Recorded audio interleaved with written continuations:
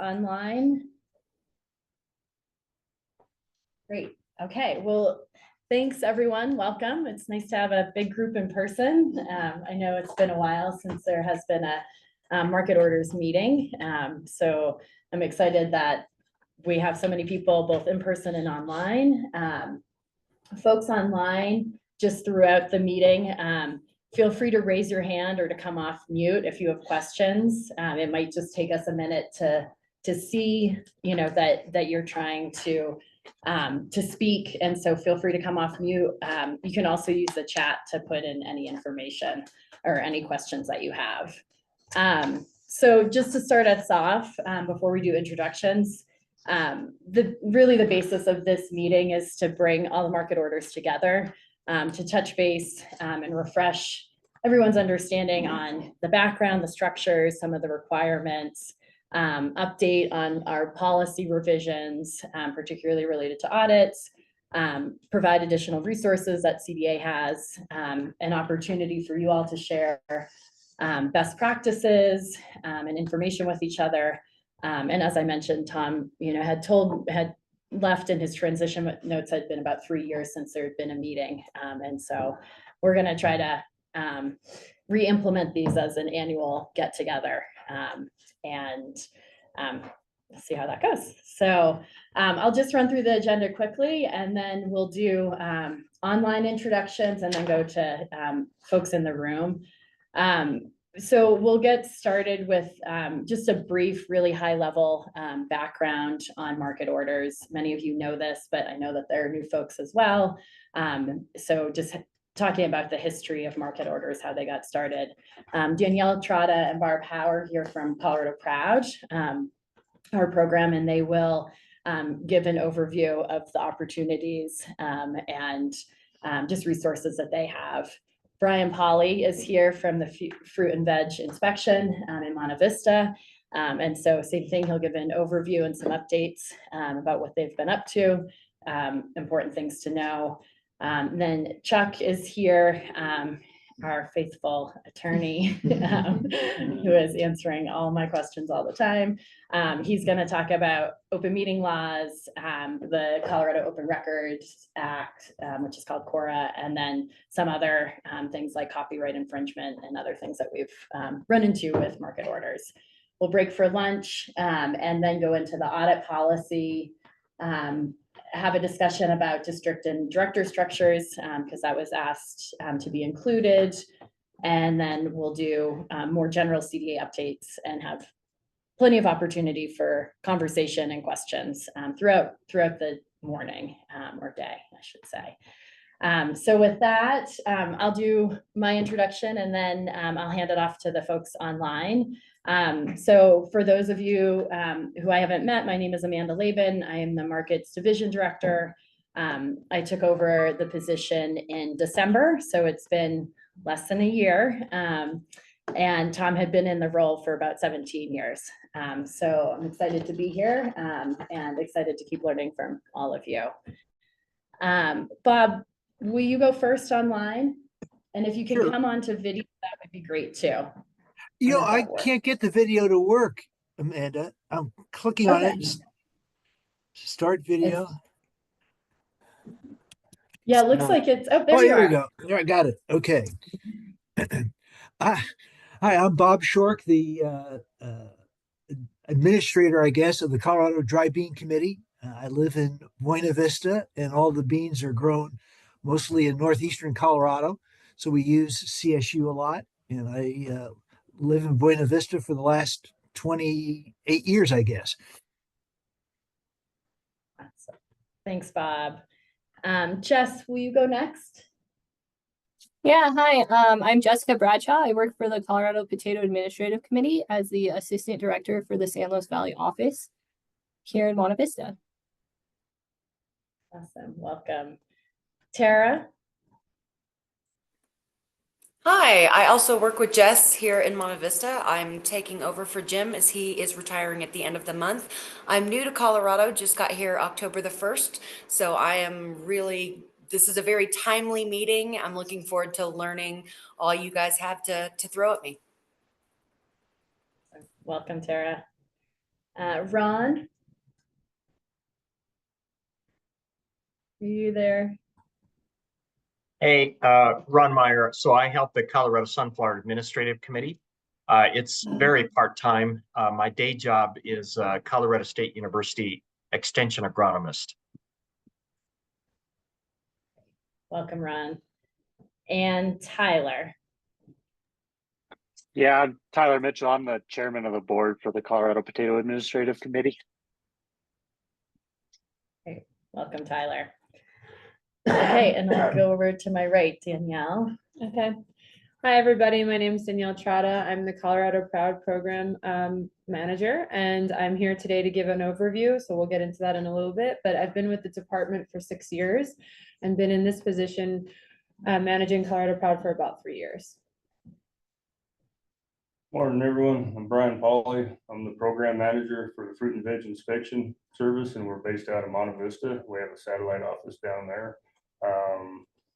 We cover all size and grade inspections for the state. I'll get into that a little bit later on the overview. I've been with the department since 1993. I'm Sarah Miller, and I work with Joanne Hernandez on the Specialty Crop Block Grant Program, the Ag Workforce Development Program, and the Next Gen Ag Leadership Program. I've been with the CDA since March, and I'm here taking notes. Thank you, Sarah. Morning, I'm Lana Reinick, and I'm with the Colorado Department.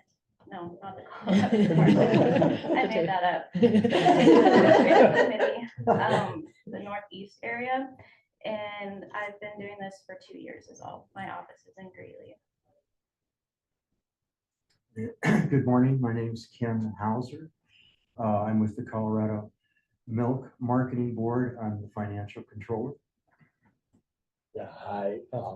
I'm Peter Hunker. I'm with the Colorado Milk Marketing Board. Also, I've been there, God, I think almost 11 years now, so going on 12 years. Thank you. Thanks. My name's Susan Enfield. I work in the markets department in the new Climate Smart Ag program, and I joined in April. I'm based here on the Front Range. Yeah, and I'm Chuck Koyman from the Attorney General's office. I've been with the AG's office for about 11 years. And I'm the attorney for the markets division and for all the market orders. And I've been working with the Department of Ag for about the last 5-6 years. So.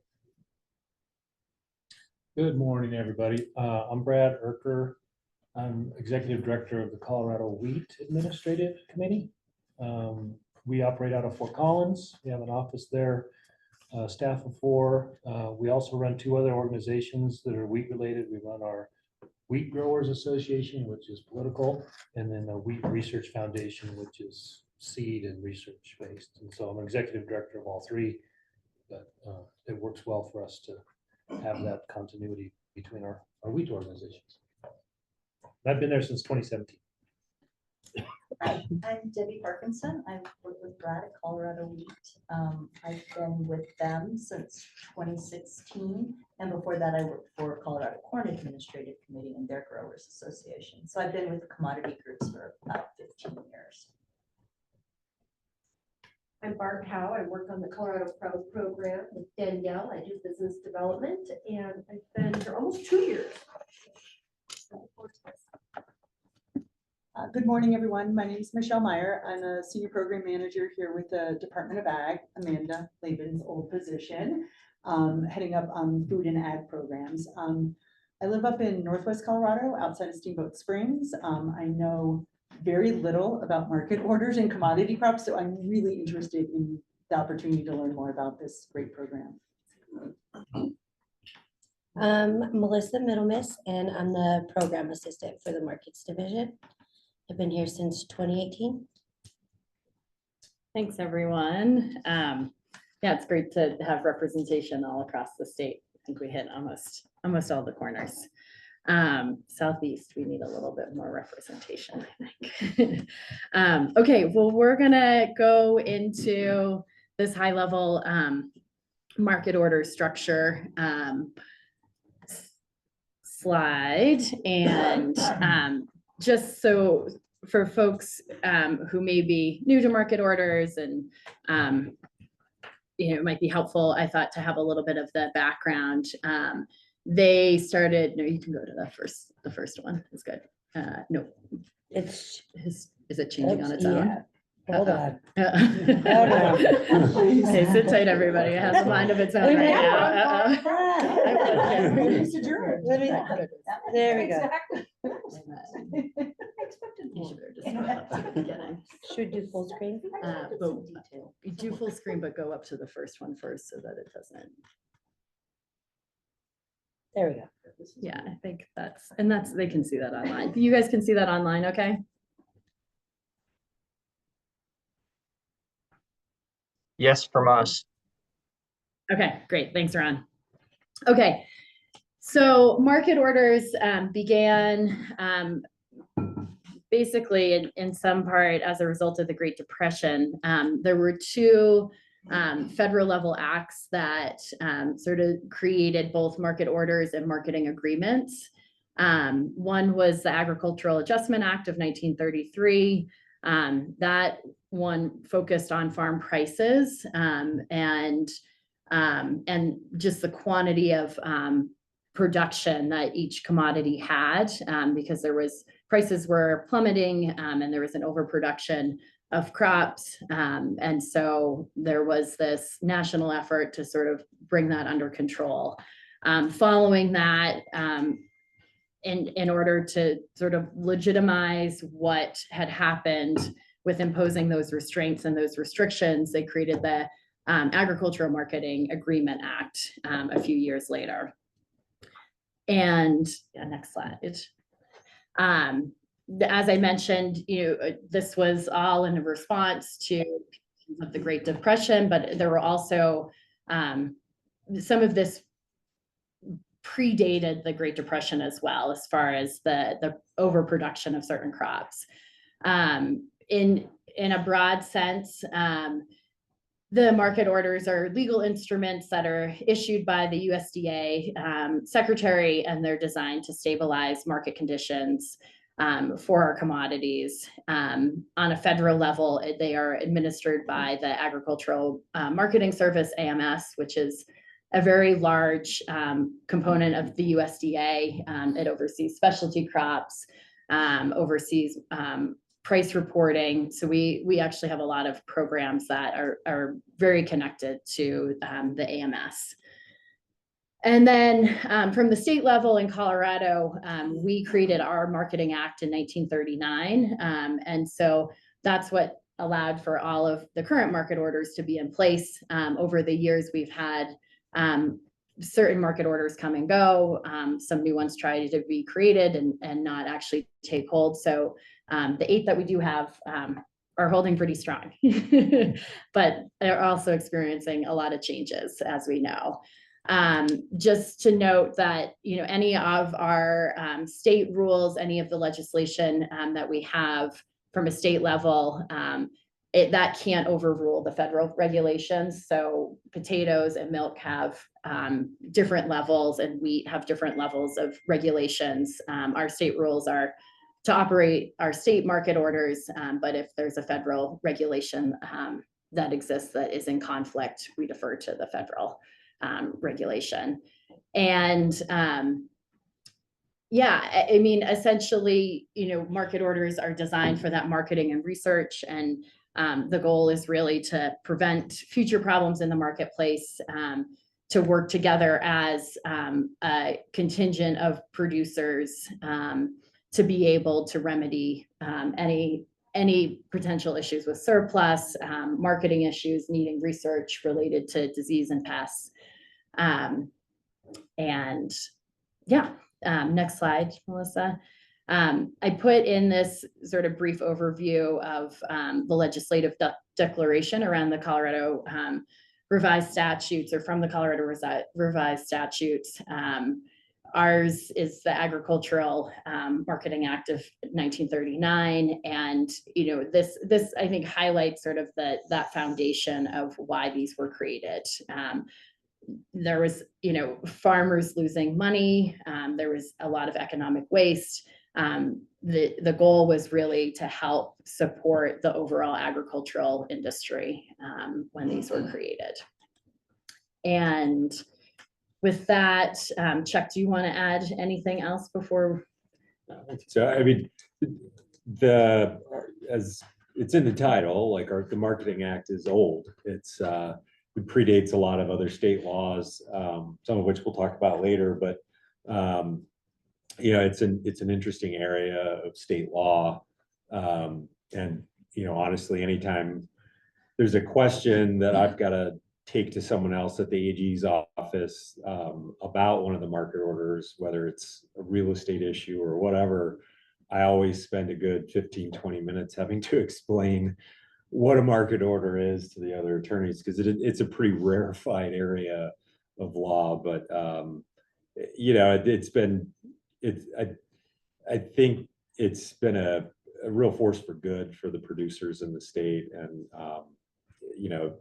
quite different approach to a lot of other areas of state government, where it really is legislation that empowers the actual producers of these commodities, and it a lot of oversight and ultimate authority with the Commissioner of Agriculture, but it really is a collaborative approach where the market orders are by law intended to really be kind of the idea factory for what each of them are doing and how they can better help the producers. And it's a really interesting area of law, and I'm glad it's around. Anybody online have any questions before we move into Colorado Proud? Or any thoughts? Okay, great. Okay, I'm gonna hand it over to Danielle and Barb. Yeah, I'm just, We can sit. you can sit. The owl. Yeah, the owl will follow you. And Okay. even though you can't, I'm tracking that like everyone online is good to go. Okay. Yeah. Sounds good. All right. Thanks, Danielle. Awesome. Well, thank you guys. So excited to talk about Colorado Proud today. Amanda and I thought this would be a good idea to make a connection with the market order group because I think Colorado Proud can be a really good asset. And there's a lot of new things that we're doing that maybe might interest your organizations or the producers and groups that you work with. So as you might know and you might not know, this was developed in 1999. It's a free marketing program designed to help Colorado ranchers, farmers, restaurants, retailers identify products that are grown, raised, or made in Colorado. This is a very inclusive designation, and the reason we do that is, Colorado is unique in it has a shorter growing season, and we wanted to make sure that we were including all businesses that involve food and ag products. So you might see coffee be Colorado Proud. That's because it was roasted here. The companies here, they employ people here. So we try to make it as inclusive as possible. And what I wanted to cover today was kind of some of the things that we've been working on and maybe how some of your groups or producers might want to join in on that. So first and foremost, Colorado Proud does a lot of consumer education. We want folks to know, hey, this is what's in season. This is where you can find it. It's really important to support local. So these are some of the things that we've been doing over the past couple years. We've really upped our social media platforms. We've grown our social media by 300%. It's huge. When I started this position, I think we had like 1,200 followers. Now we have 12,000. I forget the number we just hit on Instagram, but it's pretty large. And what's great about that is it's a really quick and easy way to connect with consumers. What's in season, how to pick a watermelon, here's how you can cook your corn, here's these great recipes. And so we just want people to constantly be thinking about how they can shop locally and how they can use those ingredients and products.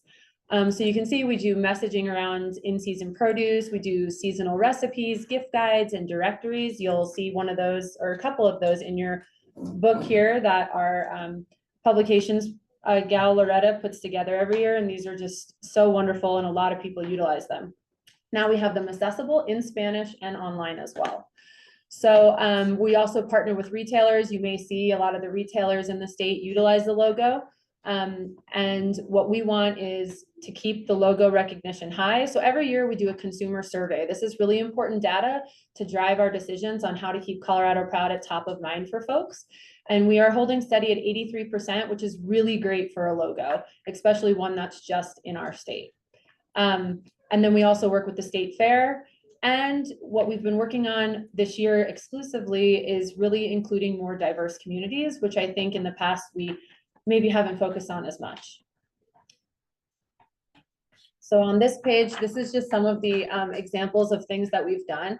We did billboard advertising last summer, not this summer, and these were placed at really integral points in the state.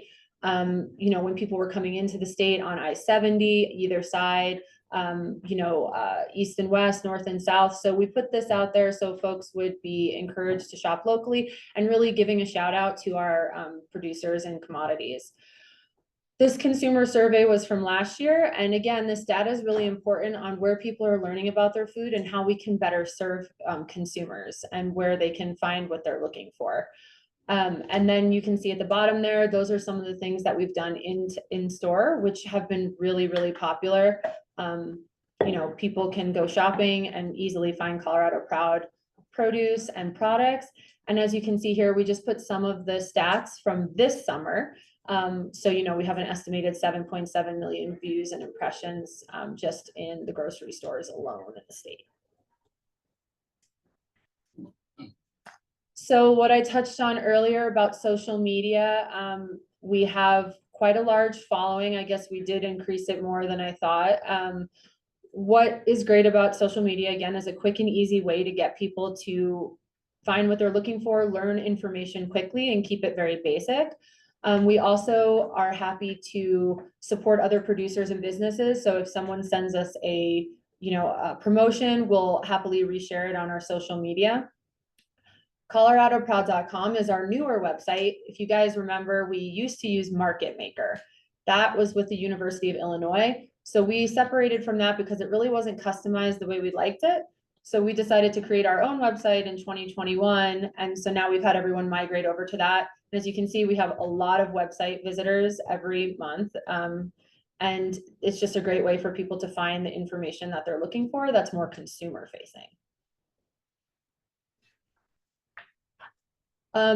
These are just some of the TV and streaming advertising we did. We really dove into that when we had stimulus funding. It was really nice to have $2.5 million come into our program. So that year, those 2 years that we were able to spend those dollars, we did a lot of advertising on B-roll and streaming device or streaming platforms, because that's how a lot of people watch TV now.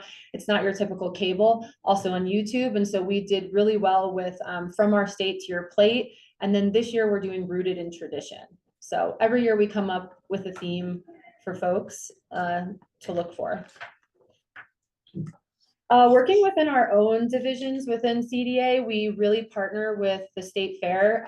They helped us put together the Colorado Proud Farm Trail, which is a great way for folks to learn about the commodities in our state. There's a lot of interactive displays that people can learn all about what's grown right here and where they can find it. And then we also have the governor's plate, which, the governor has helped typed up, and we have our food trucks and they have to use one specialized ingredient from Colorado, and it's a big contest. And so these are some other things that we do that we, can help promote certain commodities or agricultural products. We kind of touched on, so Colorado Day, that was August 1st. And next year, I think, I might need Amanda to answer that, but is next year the 150-250? Okay, so next year, isn't it? I think so. So next year is like a bigger celebration for Colorado. And so we'll be going even more into this, but for Colorado Day on August 1st, we did a big display over at History Colorado where people could come and roast chilies, learn about Colorado agriculture. And then Colorado Proud School Meal Day is October 1st. October is National Farm to School Month. We really showcase all of the local ingredients that go into our school lunches. So just another great way to promote. They had the milk, lettuce, vegetables, beef, cheese. It was really interactive. And this was our largest year yet with the most students participating. and this did get news coverage. Sorry, I really- Oh, no, you're fine. So business to business is where Barb and I have really tried to change up how we're doing stuff. We're working a lot with John and Ashley, working a lot with Susan at Climate Smart. We're looking for new ways to get people involved and find different market pathways. So far this year, we've had 245 new member registrations. And these are just some of the things that we've been doing to help businesses grow or collaborate with other businesses. You know, the Lunch and Learn has been really popular. Our podcast series has been really popular. And Barb, I don't know if you want to touch on the Boots and Business event that I think was really successful last year on helping businesses make connections, if you want to touch on that. So that was a great event that Colorado Proud was a member of. We supported. We actually went to the Boots and Business luncheon, but then they had an after party. They're going to do it again in January, but they had an after party. We were able to take some Colorado Proud members, set up a table. One was a brownie manufacturer. Brownies always go over good. Who doesn't like a brownie? We had great cheese, brownies, and we actually had a beef producer as well that brought information about their ranch. And that they got a lot of great foot traffic through and talking about to all the Denver business owners, right? It's like a kind of a different market than a lot of people get to see or meet. Definitely. And then something that might, you know, fancy for you guys, or you might be interested in, is wholesale advertising. So a couple of years ago with the stimulus funding, we did a large advertisement in like Produce Weekly, talking about Colorado sweet corn and other vegetables that were available just for major distributors to maybe take more interest in. So that's something that we're also very open to doing and maybe would be more, you know, in line with what you guys are looking for. And so here, you know, we just have the Cultivation Station podcast logo. This was the wholesale advertising. That Taste of Colorado is what went into that produce publication. Now we've really expanded into LinkedIn to help a lot of businesses make more business to business connections. And then that was just an example of the farmers market marketing kits that we send out to a lot of farmers markets last year.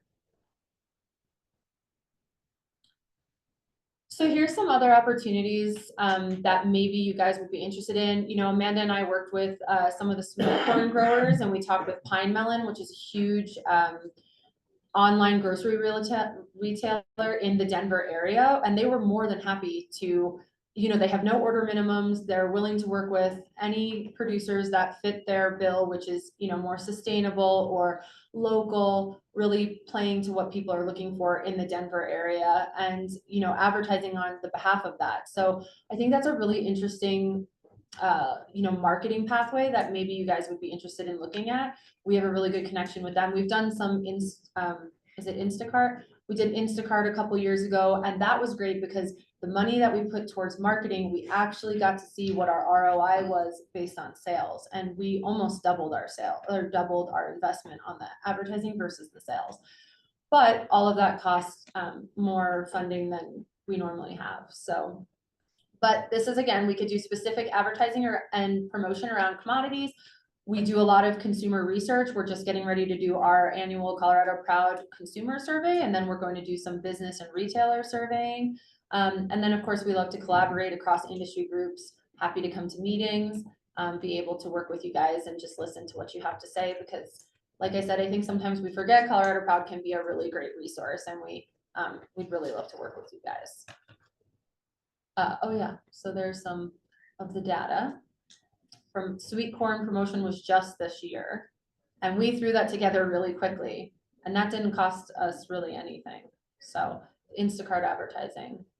There you go. Yeah. So if you have any questions, feel free. If you don't want to ask them now, you can send them to me via email or Barb, and we'd be happy to talk or work with you guys any way you would like. Thanks, Danielle. Yeah, no problem. And well, I can put Danielle's contact info in the chat, but it's up here on this slide too. And afterwards, we'll send out these slides as well. And we do have some business cards over there for folks in the room. Great. Thanks so much, Danielle. Thanks, Barb. Anybody have any questions, thoughts in the room? Okay. They really do amazing work with all our producers and businesses in the state. And Colorado Proud really is a great economic boost for small businesses, small and large businesses. Okay, we're doing well on time, which is always a good thing. I'm going to hand it over to Brian Polly with Fruit and Veg Inspection to give overview and updates and need to knows. Okay, good. Thank you, Amanda. Again, Brian Pauly, Program Manager for Fruit and Veg. Give you a little background. Back in, like the 1920s, 30s, 40s, most of our produce was produced out in the West. Okay, and a lot of it was sent out east. Back then, transportation wasn't near as fast as it is nowadays. Sometimes they put on rail car. That was one of the biggest forms of transportation. So sometimes it'd take a couple of weeks to get out there. Well, that produce would get out there, and then, the receiver on the other end would complain that the produce was no good. They had issues, and they tried to come up with a plan, and that's where USDA stepped in, and they come up with size and grade inspections, a third-party unbiased inspection. It would give both the receiver and the shipper an idea of what that product was when it met destination. Well, that was working pretty well. Well, the shippers said, well, that's working so well on that end, why can't we get shipping point inspection? So a few years later, this is back in the 1920s, a few years later, they come up with shipping point inspection. And that's mainly what we do here in Colorado, is all shipping point on fruits and vegetables, okay? Where we tie in with the marketing orders, there's marketing order 94H, which governs Irish potatoes. So we work really closely with both those area 2 and 3. Area 3 is up here in northern Colorado, which Lana oversees that. And then you guys met Tara a while ago. She's taken over for Jim Ehrlich. That's area 2, the San Luis Valley and Chaffee County is all area 2. So with that marketing order, they set standards. They can't be below the US standard grades. They can actually make those standards a little bit higher, which they do. Marketing or US standard, for example, they can ship 1 7/8 minimum for US number 1. Down there, their marketing order requires that they have to be 2 inch or 4 ounce, which that makes a lot better pack. Instead of 1 7/8 potato, now they're getting 2 inch or 4 ounce ones in there. It makes the pack look a lot better. With this marketing order, they ensure that you're getting the minimum quality of Colorado potatoes. Once you buy a Colorado potato, you're meeting these minimum quality.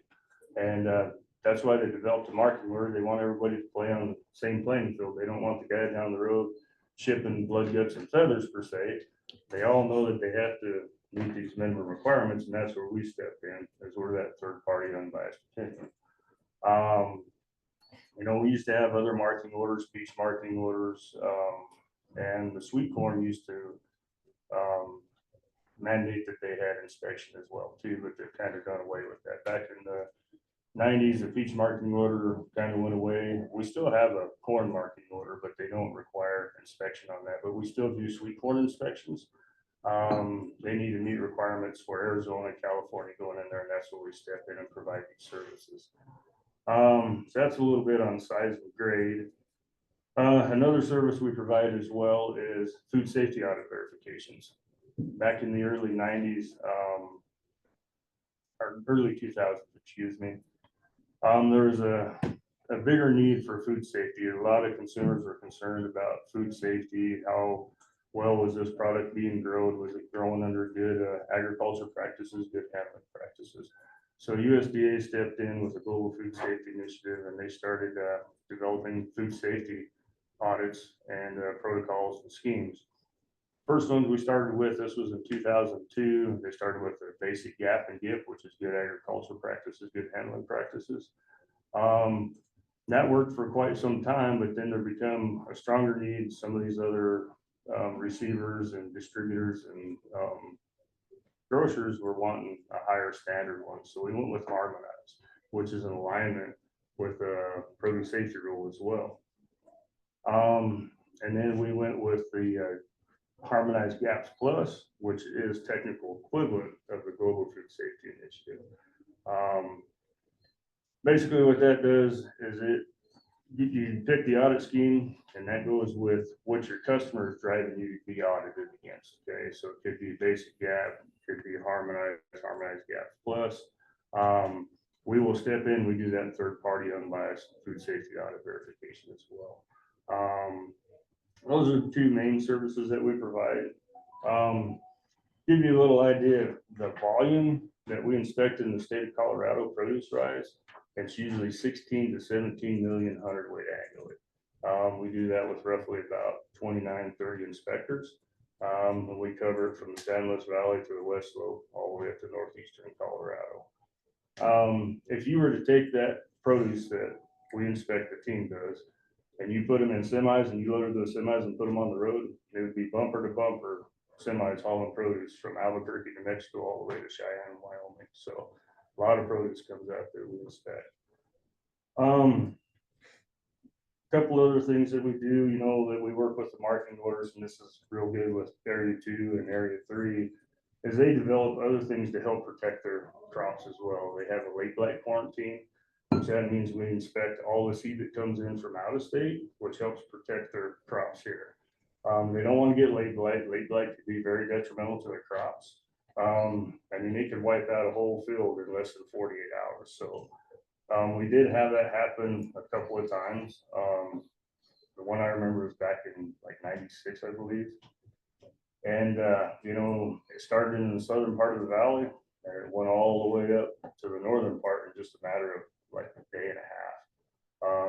It could wipe out the whole crop. So that's where we step in. We kind of oversee that a little bit. We do all the inspections coming in. They have a seed lot review too. They want to make sure that all the seed planted meets these minimum requirements, which helps protect their crop as well. So there's a lot of things that we get involved in with the marketing order. Like say we're a third party unbiased opinion. We go in there and we can review these documents and we say, yeah, they're meeting it, or no, they're not. So the other thing that we help them do as well is, and this is more with the potato industry, is they set in a prime location to service Mexico with potatoes.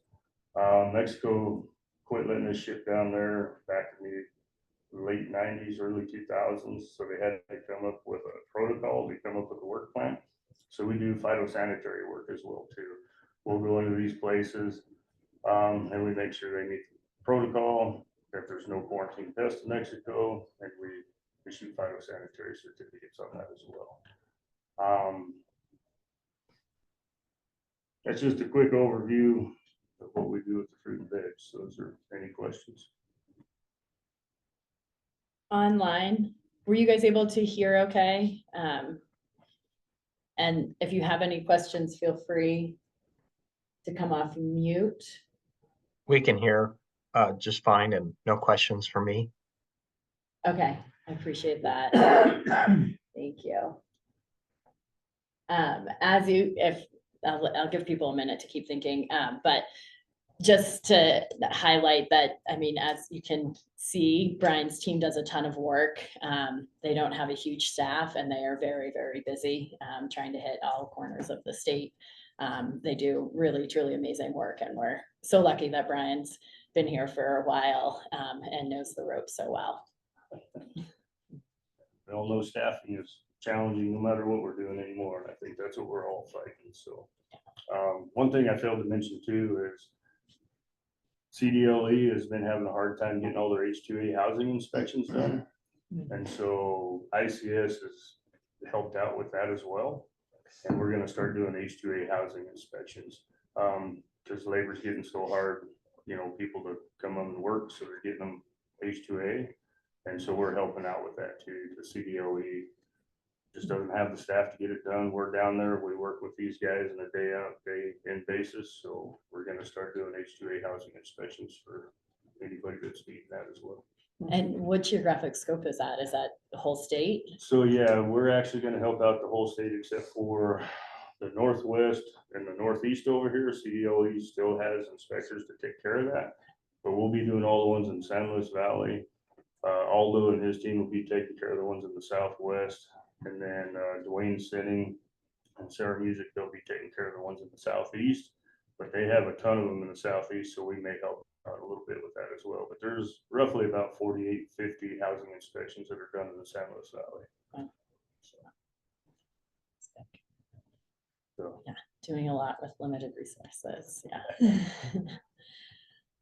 Thank you, Brian. And I don't see any questions online or in the room. And so, yeah, thanks again, both to Danielle and Brian for your presentations. May I ask a question? I'm Sure. sorry if this is a stupid one. I assume every state does this. Does Colorado collaborate with maybe states that border us? Yeah, it's funny you mention that. There's a AFVISA, which is affiliation of fruit and veg inspectors and standardization agencies, and I'm actually currently the president of that organization. So yeah, we get together and we collaborate. And the reason we do that is we want to be consistent with our inspections across the whole United States. Sure. And also that organization helps us figure out, if they're having issues in one state, maybe we've seen that in the past and we can help each other out. But yeah, we do collaborate with all the other states. Now, not all states have a fruit and veg inspection program, but what is there, 39 out of the 48 down in the lower 48. And Alaska has the Department of Ag fruit and veg inspection as well too. So, Very cool. Thank you. but yeah, That's very cool. thanks. Okay. We are still doing well on time. I'm going to hand it over to Chuck to talk about open meetings law. I know maybe a few folks might have to leave, so feel free. Do you want us to pull up the slides? Sure. Okay, Yeah. so why don't we just take a minute and we'll get those pulled up, and if anybody wants to take a quick break, we can start again at 11:45. Yeah, I'll take it.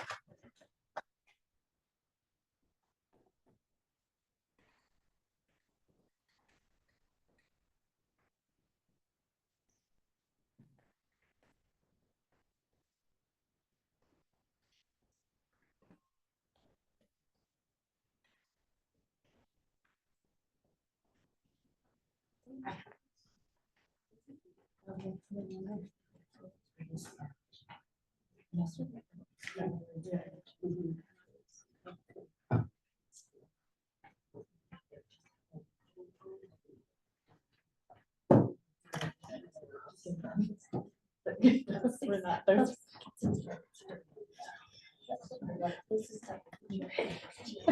Good. I have no idea. Yeah, I got back for There we go. That's right. It must have, it probably was like a stock template. I think it was, yeah. Yeah, I got four We should ties. pull them out. Well, I think there's between COVID, surgery. Yeah. It just wasn't. That sky was pretty, right? Yeah. Yeah, it was gorgeous. It's amazing. They have a lot of cattle, sheep, and it's all open. Yeah. They get some shit. Yeah. It's so great. I turn on these animals always. Pretty well. It's very. Okay, I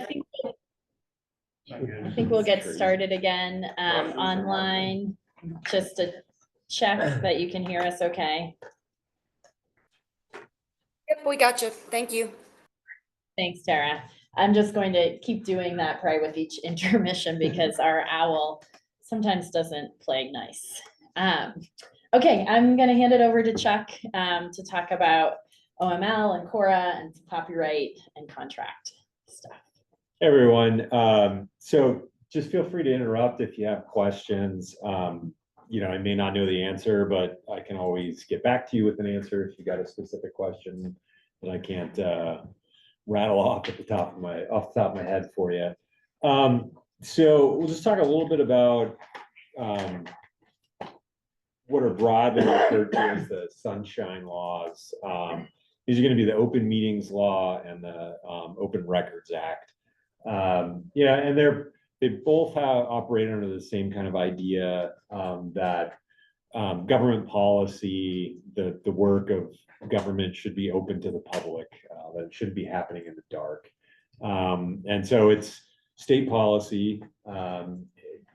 reflected in these two sets of laws. And so for the open meetings law,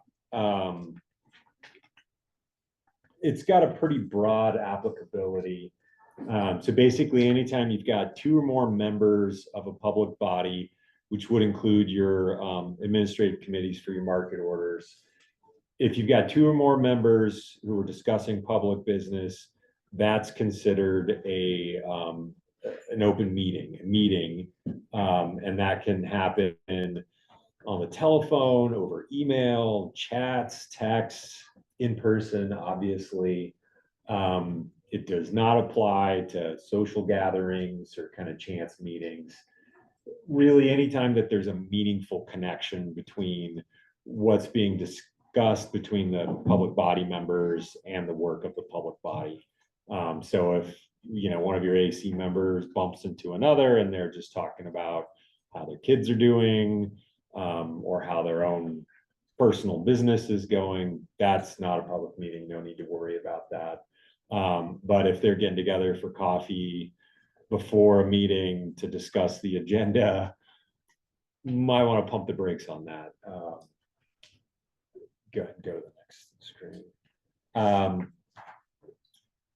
So what is the open meetings law is pretty easy to comply with. It really just requires a couple things. The first of which is that public meetings be open to the public.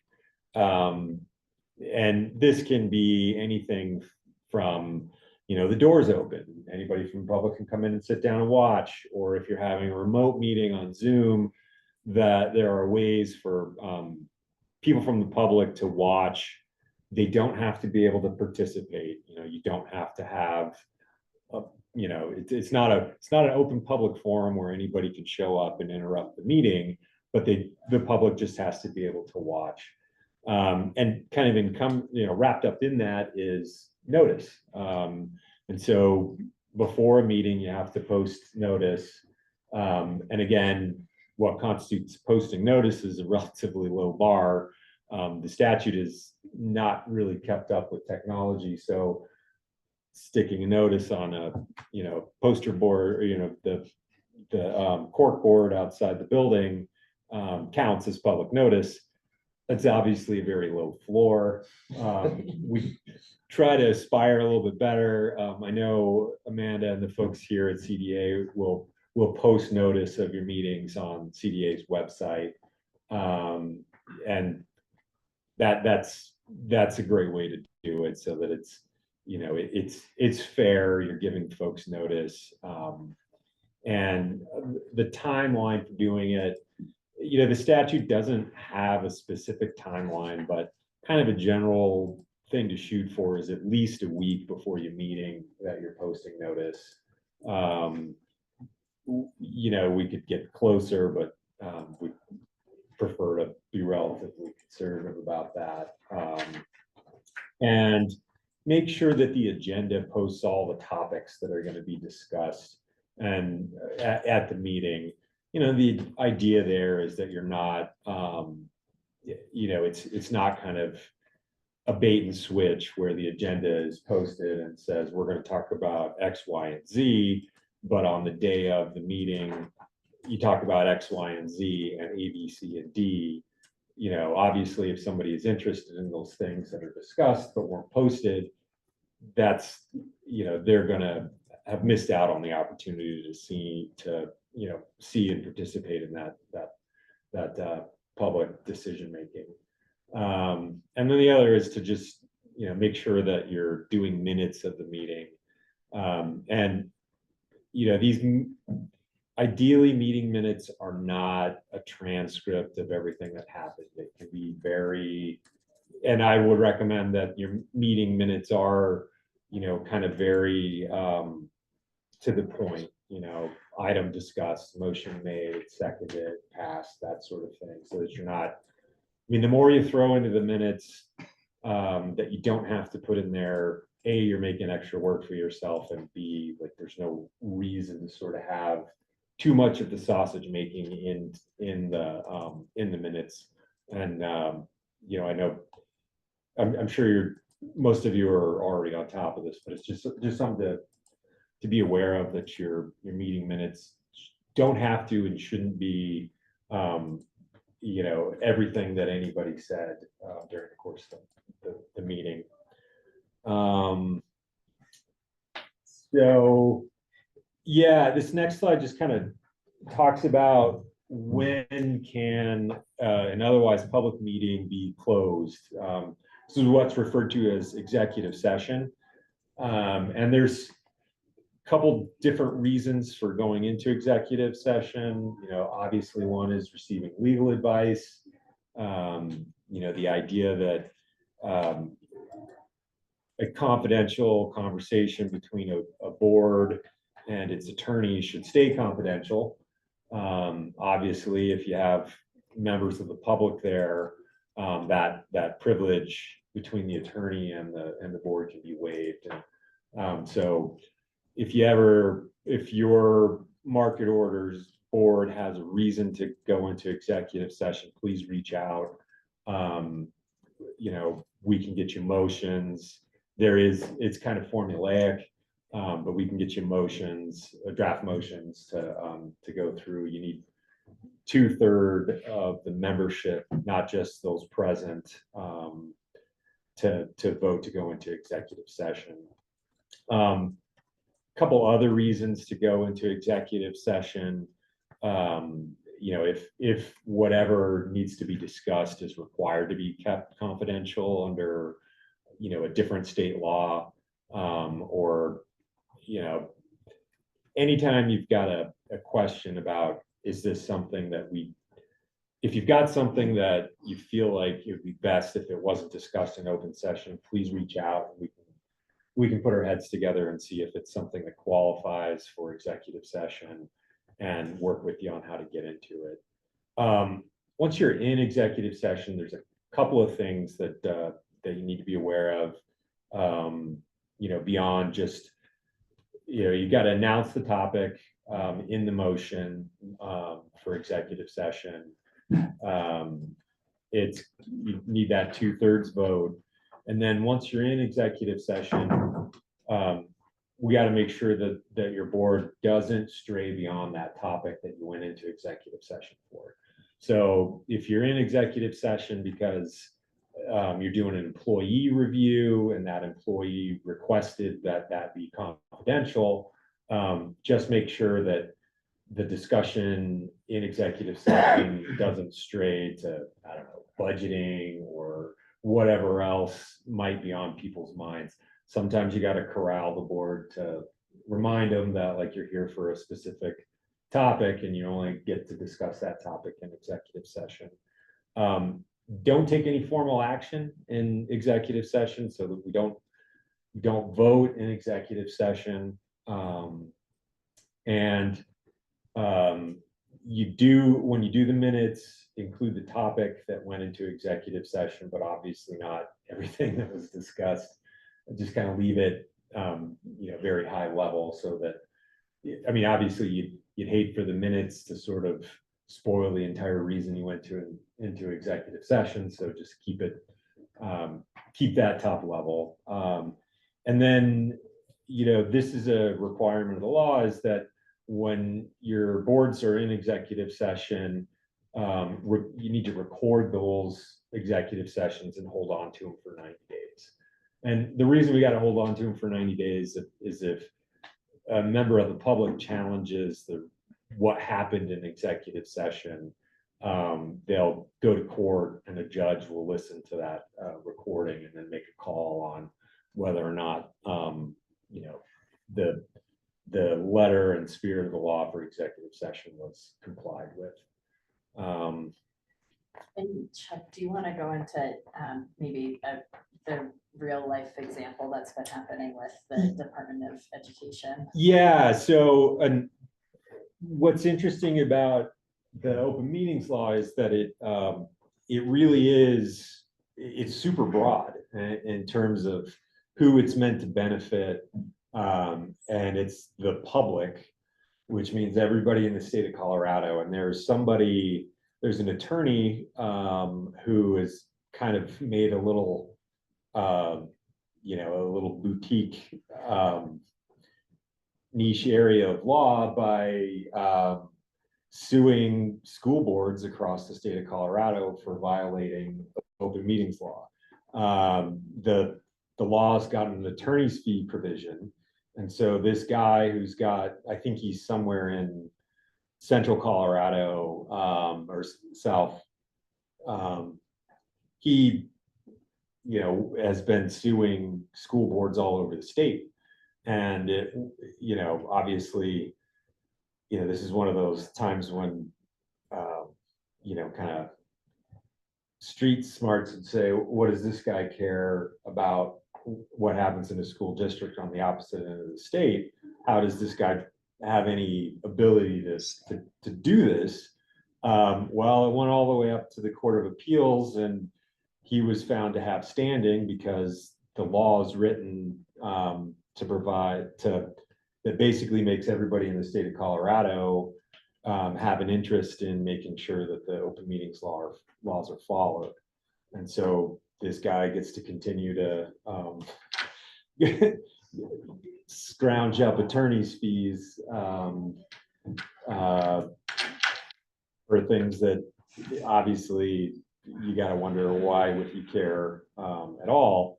But that's just kind of underscores the point of like, make sure that you're complying with kind of the fundamentals of the open meetings law, because it is a low bar, and you know, the downsides to it are that somebody can sue, and that person could, if they win, they could get attorney's fees and costs.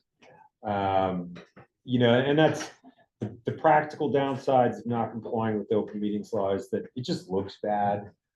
You get some bad publicity, that it looks like you're trying to do things in the dark, even if you're not. And, you know, we want the public to have faith in the work that your market orders do, and that the Department of Ag, you know, does as well, and you. And so just make sure you get those notices off and that they get posted, and that we're following the formalities, and you'll be fine. If there's an action that's taken in, you know, in violation of the open meeting law, that could get invalidated. There's an opportunity to cure, but obviously we'd rather just do it right the first time and not have to do things twice. It's just one of those things where, and a lot of this stuff I'm telling you is to just make you all aware that there are rakes out there. Please don't step on. Yeah, and I put it in the chat. So folks in the room, I'll share it with you too. I mean, on our website, we have the markets drop down, market orders, and there's a link there where the meetings get posted. And it's a Google Doc. I was just actually realizing that I might be able to create access so people could add in themselves. I try to keep it updated. It would be my, I guess, note to you all is after this meeting, if you check that and you see, you know, dates missing or something off, like, please let me know. And you can just email me. Most of you include me on your meetings, and so I know when they're happening, and I populate that sheet. But it never hurts to remind me if you're like, Amanda, you missed our October meeting. Because that is really the easiest way to make sure that you're all compliant with this. And, you know, it takes a second for me to update it. Yeah, just wanted to point that out.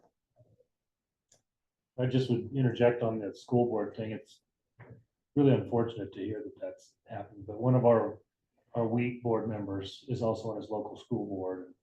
I think you brought this up at one point, just to kind of make us aware that it could happen on the marketing boards too. But you know, these are volunteers, and they're trying to do a good community service by being on their school board, and to try to be taking a task like this over innocent mistakes or you know, technical things. Like, it's hard enough to get people to volunteer on these boards. It's really a shame. Yeah, it's frustrating, and you can tell I mean, there's a fair amount of case law about open meetings law, and almost all of those cases involve, local government, where they're, by the time you get up to the state agency level, everybody's got somebody from the Attorney General's office, or should have somebody from the Attorney General's office kind of helping them with compliance. And so it is unfortunate that sort of thing happens. And, that's why we're bringing it up now, is that, like, particularly as the directors, you guys can set your AC members up for success. One thing I usually recommend is if you're emailing things out to the members of your board, blind copy them.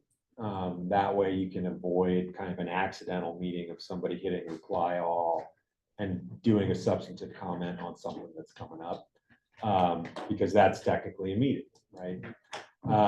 And so if you're sending packets out or whatever, BCCing your AC members is an easy way to kind of avoid that, like I said, the rate that could be stepped on. And that's the other thing too, is that, like, you're not going to have a meeting with a board member talking to one of the directors or their staff. And so, like, you all have the opportunity and the ability to kind of gather the information.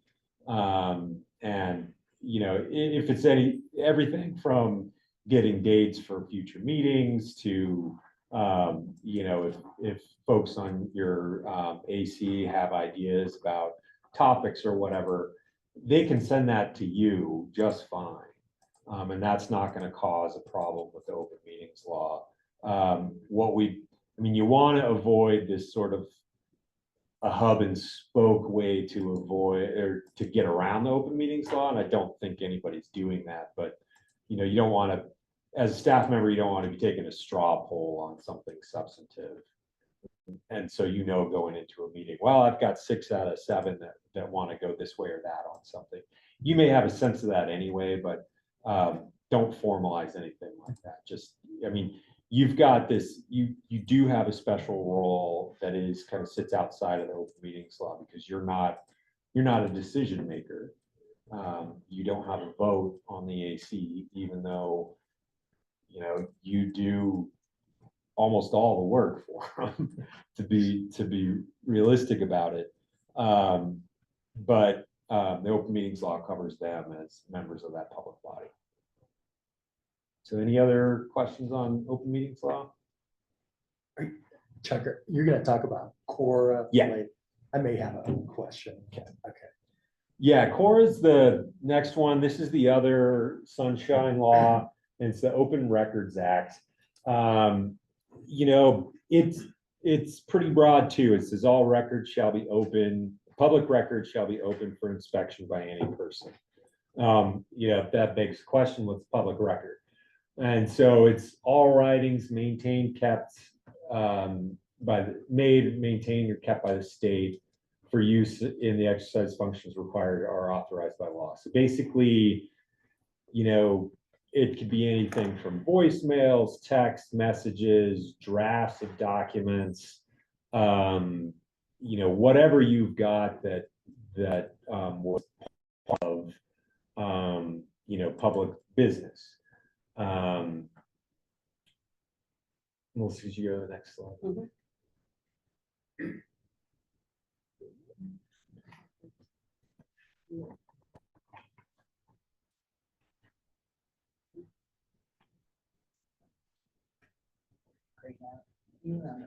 And you say the state, but you would mean even any group in any town that they're going to talk about use of public funds, right? Yeah, anything that's part of state or local government would be covered by Cora. Yeah, and so for our purposes, that's going to include, obviously the Department of Agriculture, and the market orders as well. Although there's some caveats there we'll get into here in a minute. But just kind of generally, like, how a core request works. Like, what do you do if you get a request? There's not magic words for a core request, but if somebody's asking, somebody from outside your organization is asking for documents, like they want, you know, X records from this time period or whatever. First of all, reach out to Amanda and we'll get working on it. Department of Ag has a process for dealing with core records. We have a limited, there's a pretty short time frame under Cora for a response. And so it's important that we kind of get the ball rolling right away. You know, with the market orders, you may get requests directly to your office, or they may come to here at the Department of Ag. Either way, we'll start working together to get it worked through. We'll see you go to the next slide. So this is kind of, you know, a chart of how one that comes to the department would work. You know, get a request, that'll get emailed from the central system, probably to Amanda for any markets requests. We take a look at how much documents there are that would potentially be responsive. Do they need redactions? And then an invoice. The department's allowed to charge a reasonable fee for collecting and processing documents. That invoice goes to the requester, and then once they pay that, get the documents all together, review them, and then produce them, kick them out. Chuck, yeah, so is there, and you know, we've run into this at the milk board, so is there like a best processes to deal with somebody that's probably more just harassing the organization? Because I mean, we've had that one individual, I won't mention his name, but you know, he's requested like 5 years of documents on something. And then when we told him the cost, he just reneged, you know, but we spent a lot of time gathering all that information. And is there any limit when you have an individual like that, you know, he just keeps coming in with requests for something else? And yeah, unfortunately, there's not really. There, and I don't know if, like, on the legislative side, if they're looking at kind of safety measures for that sort of thing. Honestly, it tends to swing in the other direction, where the legislature kind of is erring on the side of more public access rather than less. Sure. But it is a frustrating scenario where you got somebody who comes in and submits ridiculously long or big requests. You know, that puts the burden on you as the record keeper to figure out what you got and come up with an estimate, which wastes your time. And then to have them not go any farther is extra frustrating. And I guess that kind of gets into what's the response from a record holder in terms of when are documents not subject to Cora, and which Peter, I realize that's an unsatisfying answer. No, I mean, but I just, you know, I mean, I just wonder if there's some kind of guidance out there, like, well, if you get a request that's overly voluminous, maybe initially talk to this guy and say, well, do you really want all this, or it's probably going to cost, you know, $1,000 for you to get this. Yeah. You know, and maybe you can sort of smooth it over quickly without, you know, doing a lot of extra work for somebody that. I do think that's something that we try to do anytime we have like a huge request, where we go back to the requester and be like, okay, like, and in particular, because we have this like 3-day window to get a response. And oftentimes, you know, the step one is to be like, hey, this is a really complicated request. Like, we're going to have to look through a lot of extra documents. Do you mind if we have some more time? If they're being reasonable, they usually give us some more time to look through it. And then it can be, hey, maybe the next step is the response to that requester is, so we've done a preliminary look. It looks like there are a ton of documents. Are you sure you don't want to narrow this down? Some of that's give and take. Like if they're willing to be, cooperative, and kind of have an actual discussion about like, what do you need? How can we help you get what you actually need? Not just everything that you could possibly think of because you're just throwing things against the wall. That can help narrow things down. And then, oftentimes it's just, we try to like narrow things down to where it becomes more and more reasonable, kind of at the back end. And, that does get to, what can we exclude from a core request in terms of denying access? Like, so not every record is going to be a government record, right? So this example on the slide, if you've got personal emails between people that are discussing where to go to lunch or what they did over the weekend, that's not a public record because it's not discussing public business. And so that would usually be kicked out or, excluded from a core response. Best practice is to, keep private conversations and stuff out of, the public system. I realize that's not that's not totally realistic all the time, because if you work, you're using your system and computer and your phone, and you're emailing people that you work with, and it's just natural. So it's not the end of the world. We just say like,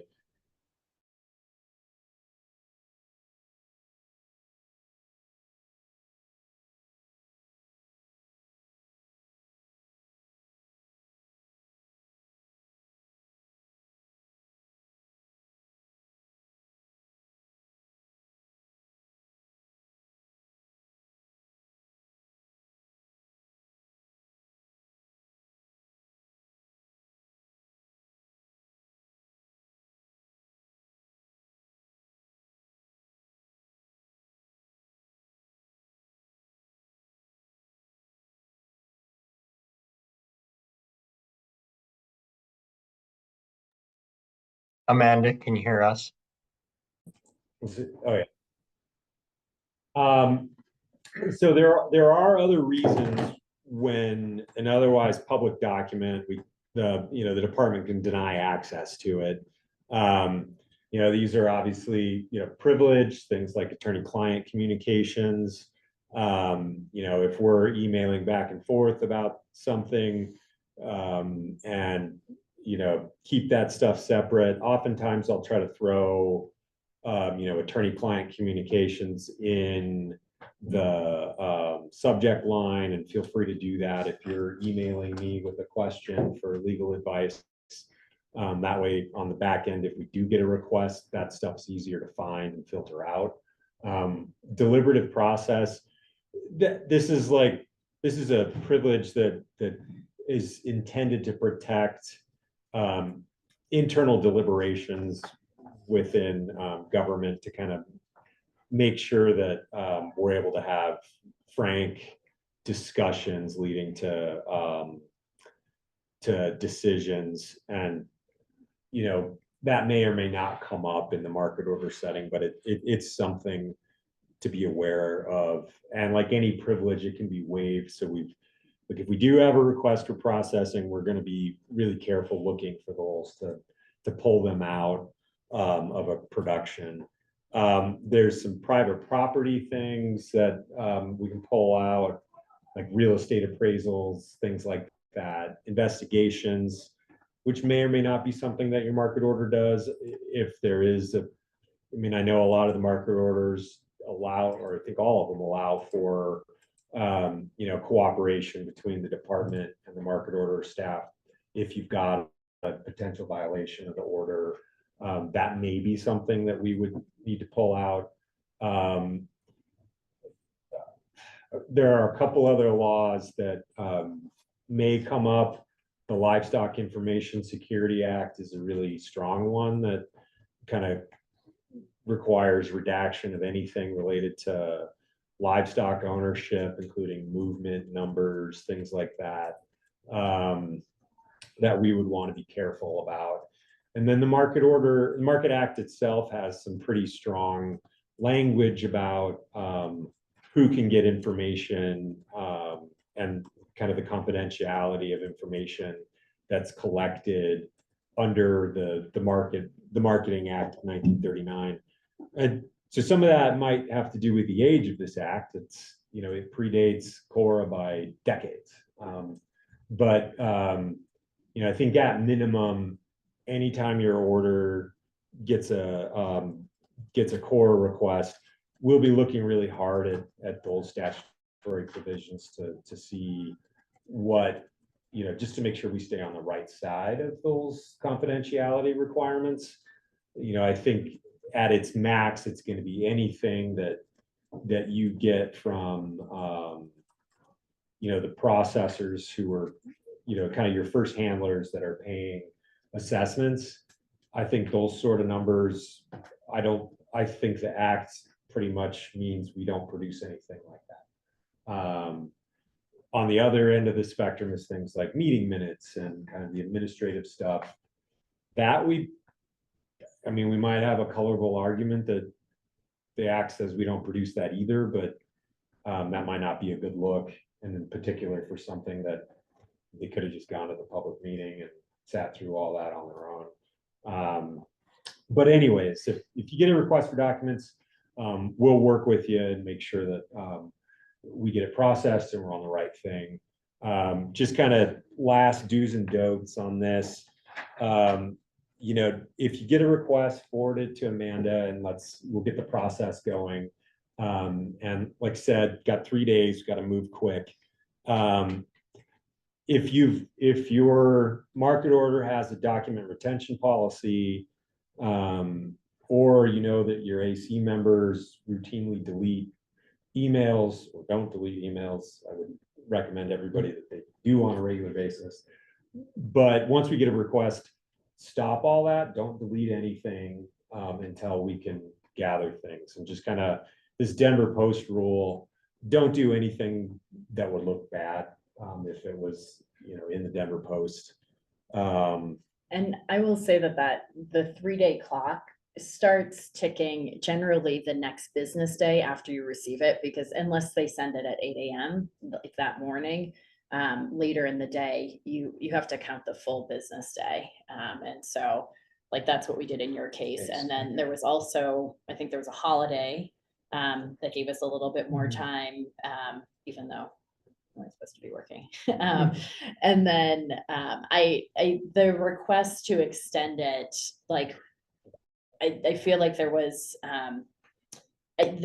it might be 7 days, Chuck, afterwards. I feel like it's up to 10 days that's within the process for the extension. Like, and you know, it's based on that particularly complex request. So just to say, like, I know that in our example, there was a little bit more time that we were able to use. Yeah. Yeah. Any questions on CORA? I know it's complicated. Would our compliance audits that we do fall under that, or is that, I mean, that sometimes has some sensitive business information. Yeah, I think there's probably good grounds to withhold that sort of confidential, sensitive information.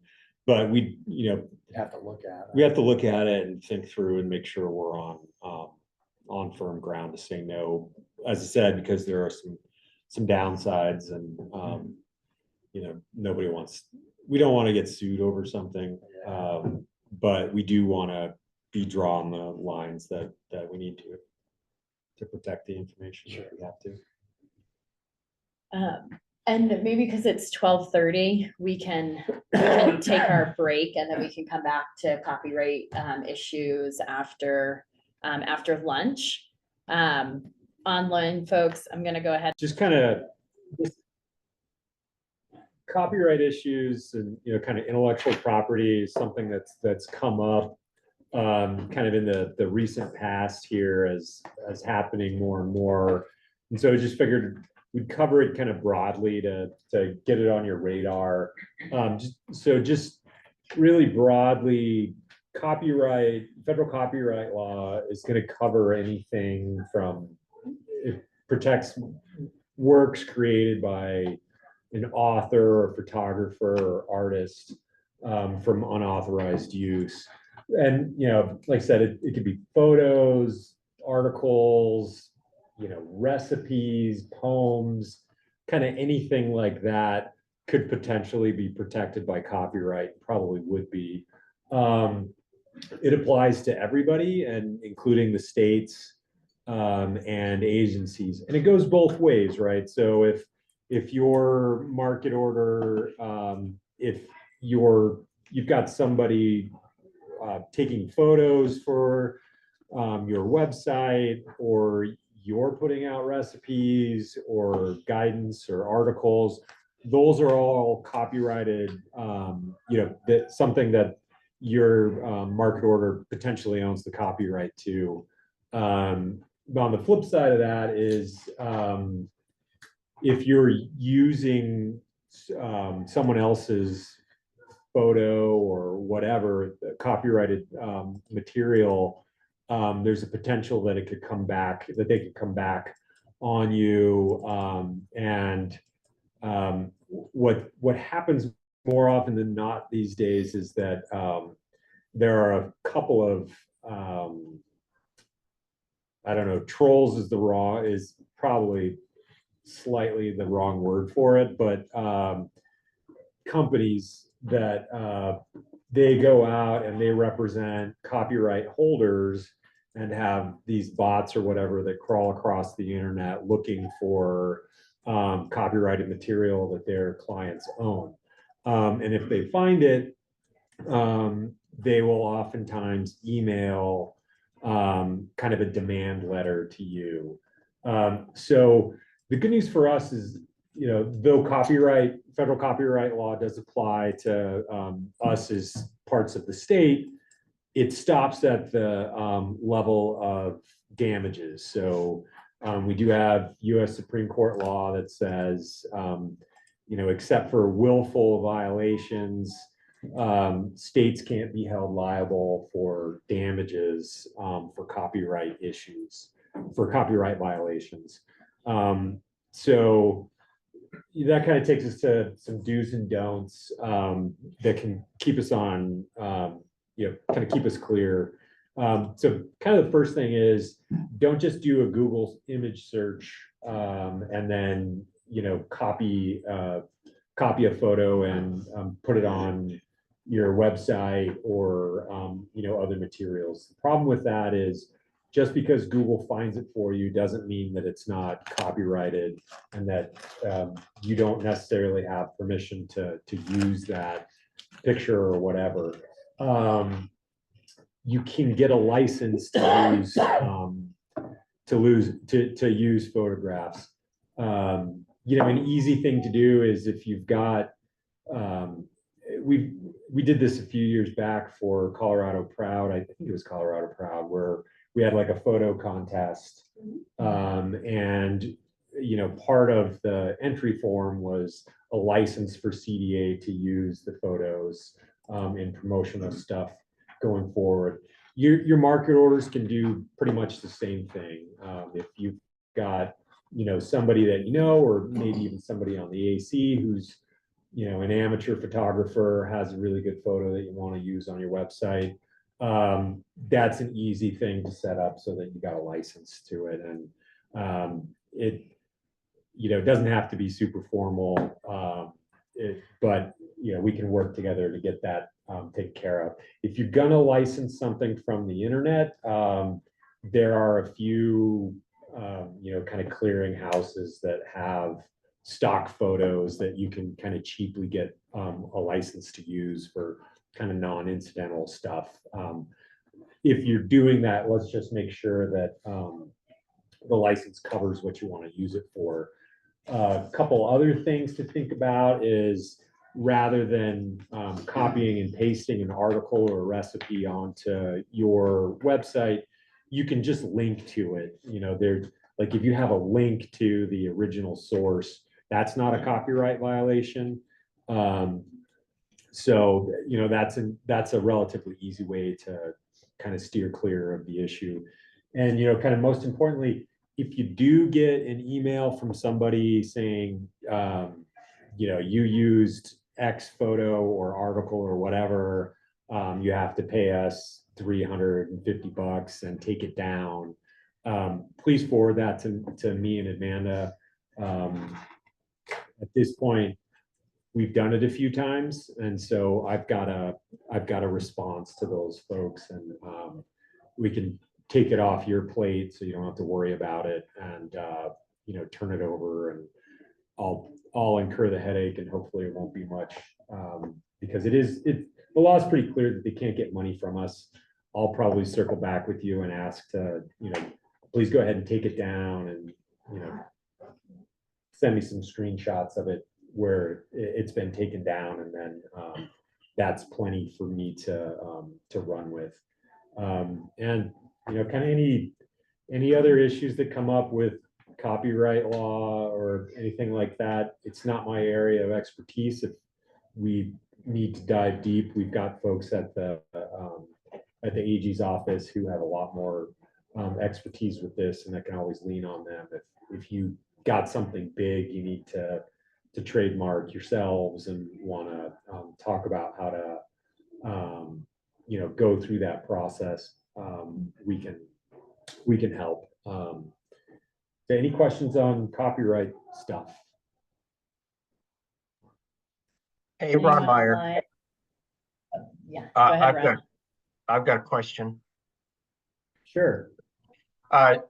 So let's say we've got a newsletter and we're using inadvertently using a copyrighted photo, but it's for educational purposes. Are the copyright laws eased in that case or not? Probably not. I think you could still open yourself up to somebody saying, hey, you didn't have authorization to use this. You know, this concept that you may have heard of fair use. My understanding is that it's nowhere near as great as you know, you might have been led to believe, and you're probably better off avoiding, you know, either getting a license for that photo or just using a different photo altogether. And you know, sometimes if it is for an educational purpose, reaching out to whoever took the picture and saying, hey, I work with the market order part of Colorado state government. We'd like to use your photo on this newsletter to educate people about whatever the issue is. Is that okay with you? That's an easy thing to do. And, you know, if you need to do that, I'd be happy to help out. But, you know, I say this knowing full well that oftentimes when lawyers get involved early, things get weird. So kind of a polite email requesting permission kind of on a personal level might be a good first step. And if you run into, if they're like, sure, you can use it, I need $300. Well, obviously that's a decision, you know, you can make. If they send you a license contract, I'm happy to take a look at it to make sure it gets you what you need. Or if, you know, 9 times out of 10, you might be better off just, you know, finding a different photo that you do have permission to use. Very helpful. Thank you. There are some free sites that I've used in the past. Are those okay? The ones that say you could for free to use and no copyright? I'd just say make sure that just like we want to be careful that like the license you're getting is actually something they are able to give you. Right. because as you're all well aware, sometimes the internet is sketchy. Yeah. And just because they say like, yeah, you can use this, if it's actually someone else's photo that you don't get permission to use it, we could still get a, what they're often called a takedown request, just a letter saying, hey, that's my stuff, take it down and you got to pay me. Yeah. So it's, just a little bit of caution. Doesn't mean you can't do it, but just as with most of this stuff, I bring it up not so that you walk out of here an expert on the subject, but that you've got a little bit of spidey sense if this comes up in the future and you're like, oh wait, isn't there something to think about? And I'm always happy to take a look at something and double check for you if you need it. Ron, and did you have anything else? No, that was very helpful. Thank you. Okay, great, thanks. All right, any other questions about copyright stuff? All right, kind of last one here is just some contract issues. This just goes to, in the nature of your work, you're like all the ACs have authority to enter into contracts to conduct the business, and you guys on the kind of the sharp end of doing everything are going to be the ones looking at these contracts. And there's obviously a sliding scale of when do we want to get the AG's office involved. If it's for like a $100 catering drop off for lunch, you probably don't need to reach out. If it's a bigger deal, that's worth more money or more involved, please feel free to reach out. I can usually kind of run through a contract and issue spot to see if there's any kind of pitfalls. But as you're kind of looking at these contracts as well, there's a couple things I've got on the slide that you might want to be aware of. There's things called an indemnification clause. Most contracts will have something like this in it. These basically, particularly if you're, essentially the customer under the contract, the person that's drafting it and sent you the contract is looking to protect themselves and basically shift costs, shift damages, sometimes attorney's fees, that sort of thing, to you as the party that's hiring them. We try to avoid those. At the AC level, because you got the market orders are a little odd in terms of how they fit in state government. It's less of a deal for us to have an indemnification clause because you guys don't go through the state risk pool. For all the kind of other state contracts, indemnification clauses are a huge no-no, and like the state says no all the time. It's less of a deal for market orders, but that doesn't necessarily mean that they're a great idea for you. In particular, we'd want to look at the scope of it. Some of them are broad and kind of ridiculous on their face, and others are, that's reasonable. And we can kind of evaluate that and try to push back. Sometimes contracts, anybody who's bought a cell phone knows you don't have a heck of a lot of choice and bargaining power. We may have a little bit more for your service contracts, those sort of things, and we can talk through that. The other kind of clause to look for is what's called a venue clause. These will say any dispute has to be resolved in a certain court in a certain area. Obviously, we want those to say Colorado, because if something goes sideways and there's litigation over a contract,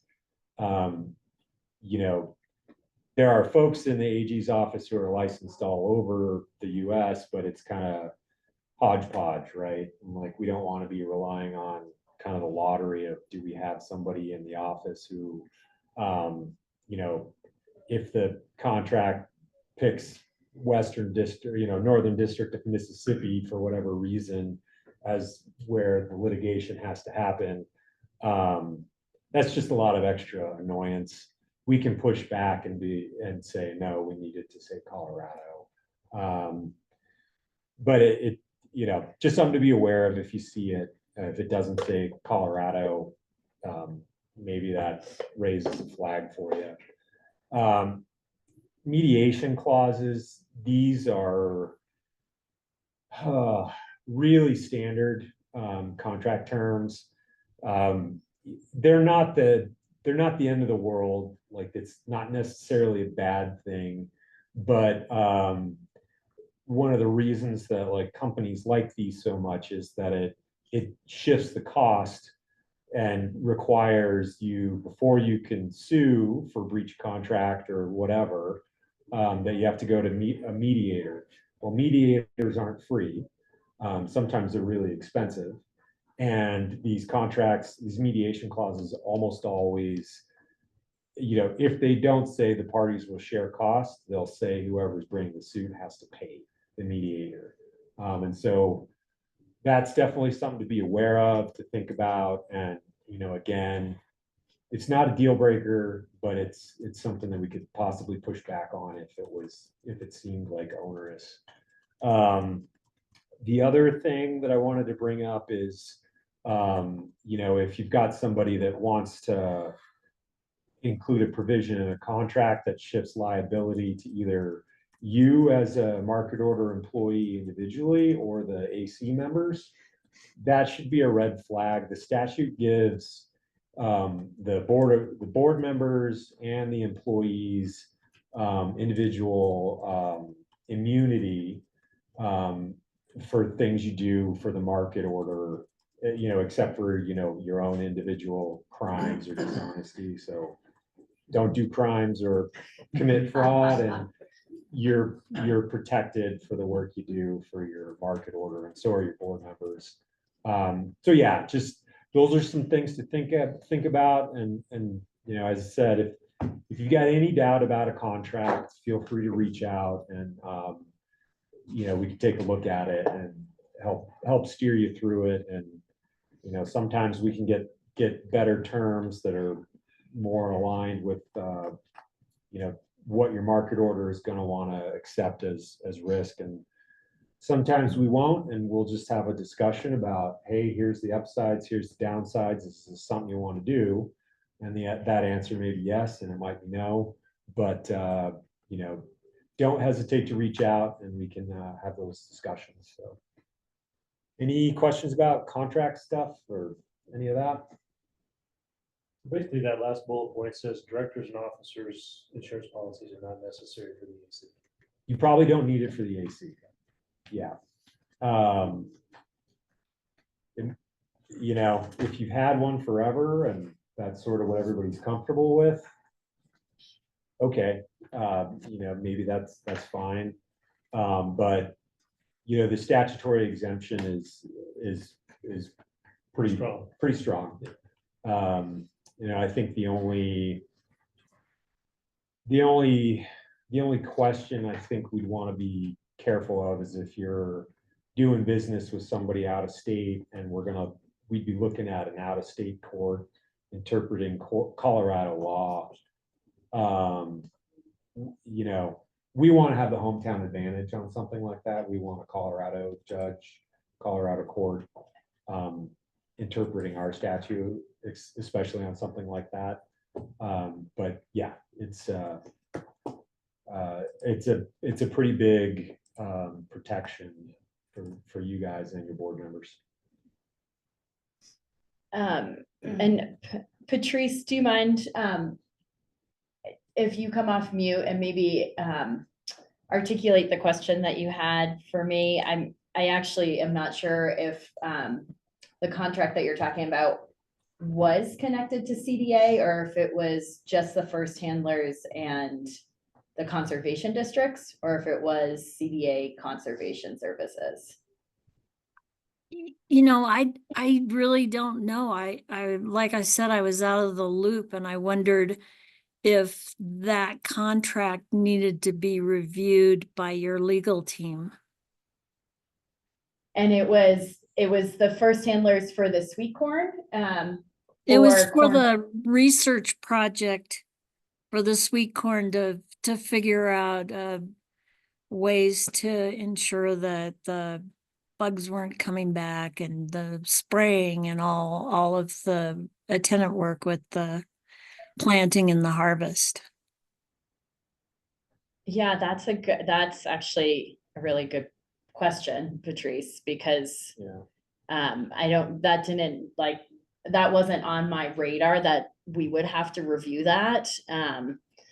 I mean, it's optional, right? Like there's nothing in the market orders or the act that I'm aware of that requires you to run a contract by me as counsel. So it really does become an issue of like I said, there's going to be gradations of like, well, this is a pretty standard contract, not worried about it. Or it's low dollar, that sort of thing. Like, yeah, probably don't need to run that by me. But if you've got something that's complex, that's high dollar, or is going to extend over multiple years with, kind of, if it's got automatic renewal provisions and you want to make sure that if things go wrong on year 3, you can get out without getting sideways. That's good to know because this is a multiple year contract.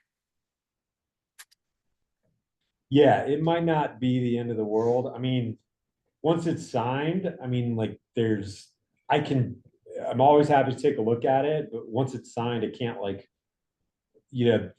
the bar for us to get over to renegotiate it, it's pretty high.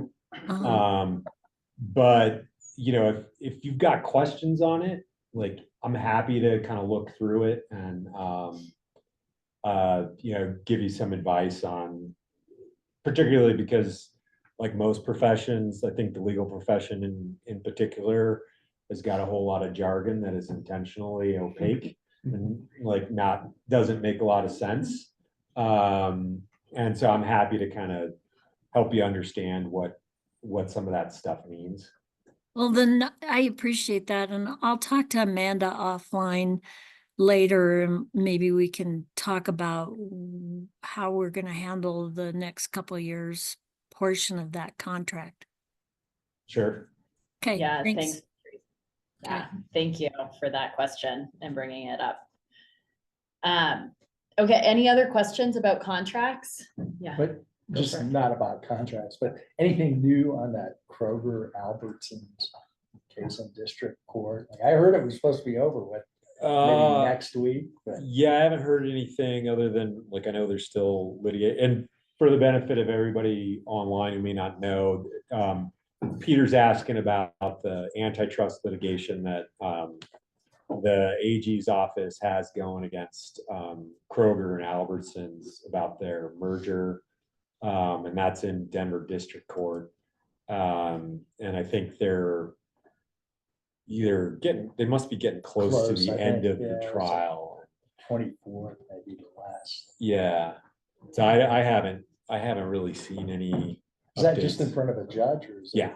It, yeah. But I think anything involving like an injunction like that is probably not going to have a jury trial. Yeah.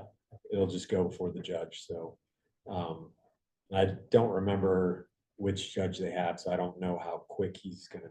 I think there's another case open at Portland. Yeah, I think there's several other cases across the state or across the country about that merger. Okay, great. Anything else? Any other contract related questions? Thanks, Jeff. Everybody. Yeah, thanks for all that great info. So we're going to move into a discussion about, I think, maybe the most exciting topic of the day, audit policy. So, I mean, as most of you have seen, and I feel like individually with many of the market orders, we've had conversations about essentially people requesting if they can switch from a certified gap audit to a financial review because of the costs. And because it seems that accounting firms are few and far between, and their ability to take on new clients is very challenging. And the market orders, I think, historically had one or two accounting firms that they worked with, and they did the work, I think, at a discounted rate because of the work that it was and because it's a public service in agriculture. But over the years, that has just the availability of those accountants has diminished. So I know it's something that is relevant to everyone here. So what we did as a group, it was Chuck Hollis, our deputy commissioner, Kate, commissioner of ag. We looked at this aspect of the legislation that was written in 1939. And so the term audit was used pretty loosely then. And, we're getting close to 100 years later, that the whole field obviously has changed significantly. And so we looked at this and wanted to look at a new interpretation of it that still met sort of the overall essence of the clause. And it says that expenditures within market orders shall be audited annually at a minimum, and that the commissioner will have 30 days to complete that review and have it signed off. And everyone here submits their budget on an annual basis. So we look at that. Every market order is supposed to submit a copy of their audit. I think we have to maybe do a little bit more follow-up about getting, just the copies of the audit from everyone. I know that there's been changes in leadership at the different market orders. But instead of having to do that very expensive certified gap audit, we want those who are able, who don't have any sort of federal regulation requiring that they do the certified audit, to be able to conduct the financial review. And the way that we wanted to couch that and just provide some controls and some boundaries on it was to offer some options that many of you already utilize in your financials and in sharing them with the rest of the board.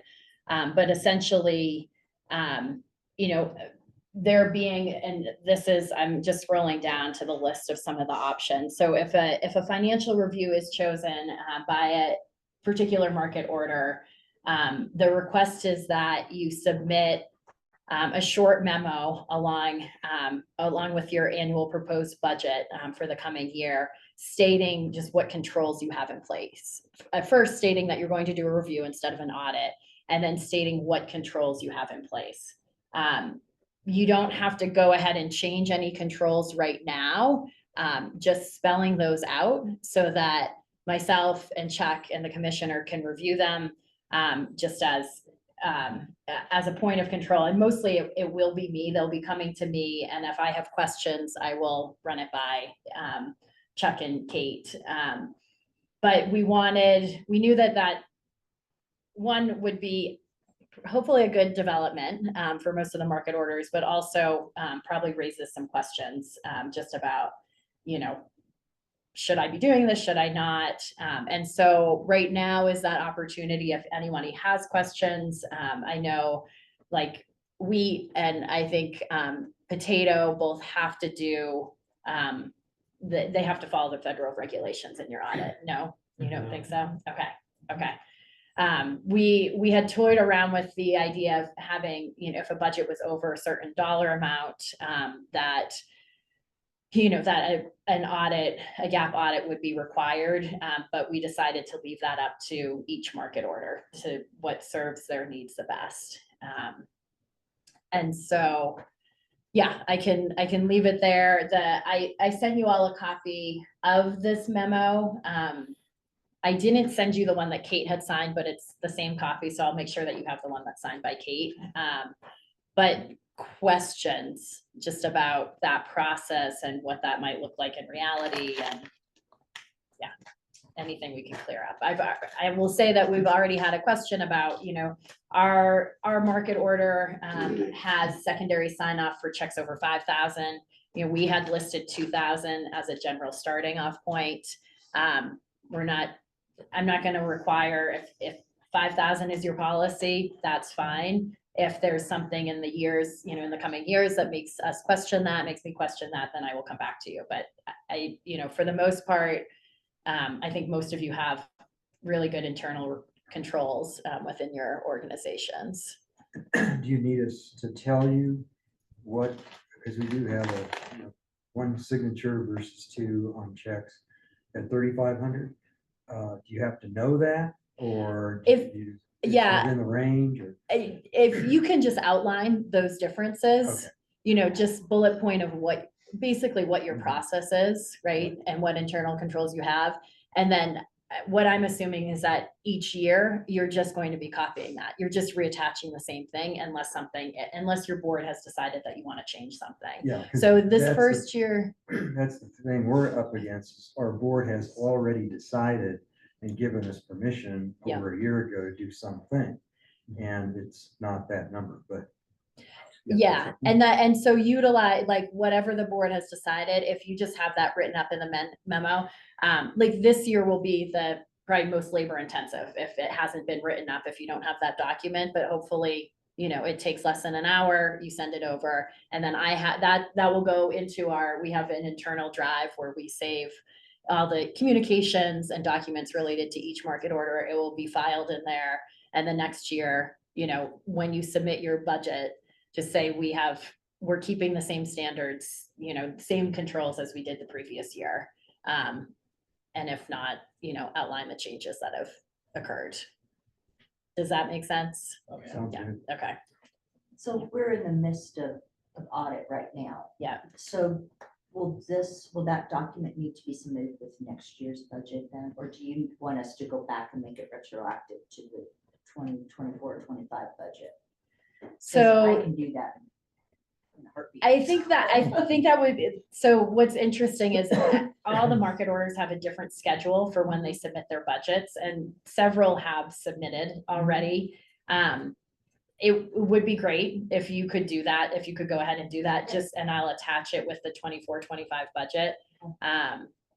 And if that is onerous for anybody, let me know. But I think that will be, if you've submitted in the last 3 months a proposed budget, let's go ahead and attach that so that we have it for all of 25 as well until your next cycle comes around. Yeah.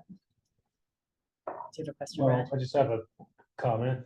So first of all, I really appreciate you looking into this issue and creating the flexibility with the possibility of the review. Because the audits really have gotten very expensive. I think ours is $13,000 or $14,000, and you know, I mean, as an executive director of a group that has over $1 million budget, I tell myself I should just be glad to pay the money, because it takes the pressure off of me, right? That I shouldn't have to worry that the board is going to think that I'm doing something wrong with the money. So let's audit the heck out of it for protection for me. But I really have a hard time looking at it that way, because, you know, I'm supposed to be a good steward of the producer's dollars. And in reality, what I see when the auditors come in, and a lot of it's due to the fact that Debbie keeping very tight books, is that they don't have a whole lot to do in the audit. I mean, everything is so clean and straightforward and consistent from year to year that $13,000 is, wow. I have a hard time justifying what they're getting that much money for. But that the industry is so in lockstep on what they can charge that we've tried to shop that around a little bit, and there really isn't any shopping it around. I've figured out, like, there's nowhere to go that can do it for a more reasonable fee. And so I don't know if there's any way within the marketing order, if we could get to less than an annual. You could review or look something into or just not? doing a review, that'd be cheaper. It's We not ran that into- much cheaper. It's not. It's a little bit It's, I cheaper. mean, you're talking like 13,000 goes down to like 11, and then they do less, and it's almost a worse value from what I've found. We had the same problems. I mean, we had a longtime CPA that was doing our audit for like 10 years, and he just got out of the business. Yeah. And it was almost impossible for us to find Yeah. another reasonably priced firm or CPA to do an audit. Yeah. You know, I mean, the quotes I was getting, you know, we're a small operation. We're not nearly the size you guys are. You know, it was like $10,000. Yeah. You know, it's just, unfortunately, an audit, because of all the requirements, is very expensive. It's probably way overkill for organizations this size. So we have the president of Royal Crest Dairy on our board. You know, he runs a company with hundreds of employees, a plant, and all kinds of, you know, bank loans, everything. And they do a review, you know, to give you an idea. You know, so I think, you know, unless you're a publicly traded company or you have some complicated loans, you probably really, an audit's probably a little bit overkill. But it is what it is. I know the order says, and our order says audit too, and that's what we did for a long, long time. But then we just couldn't find anybody to really do it, you know? Well, we have somebody that can do it, but. Yeah. They're not charging less, you're saying, like they're just charging Yeah. minimally less. Minimally less. for Because it's review. not, with some of the firms, it sounded like it was almost like it was cut in half, the cost is what we Yeah, were I hearing, know but that's.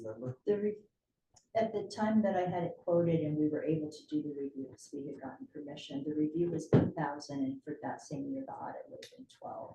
So there was a $5,000 difference. Okay. But because of the legalities involved and the workloads on the auditors, their prices keep going up and up and up, Oh, because yeah. there's no one doing audits anymore. Yeah. Yeah, there's not a lot of small firms or Oh, yeah. individual Right. practitioners. They that do completely done audits. away with doing audits.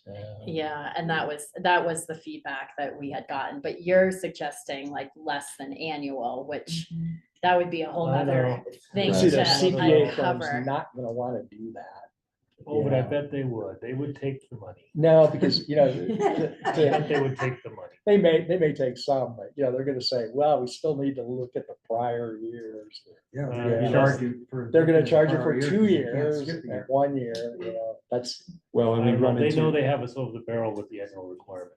right, and that's in statute, so that'd be, yeah, that's hard to, that's Hard to get there. hard to change. You know, like, Yeah. we talked a lot about what does audit mean? What did audit mean in 1939 when this was drafted? And it's a huge difference from what audit means, you know, capital A audit. Well, means that's part of now. the cost, because they've explained to us all these extra things that they have to do by law to do an audit. Right. That's, and a lot of it, I mean, it's not stuff that we need, but it's what their rules they have to follow. Yeah, it's, you know, and so, I mean, that was really what, kind of what we struggled with is like, well, we've got the intent of this statute that is all reflected in your market orders, which all say audit.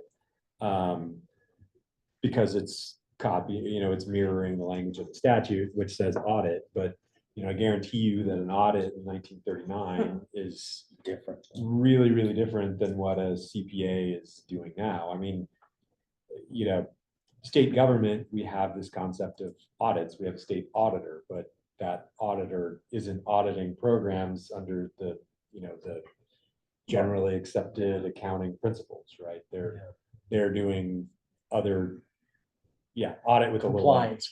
Yeah, compliance audits and that sort of thing.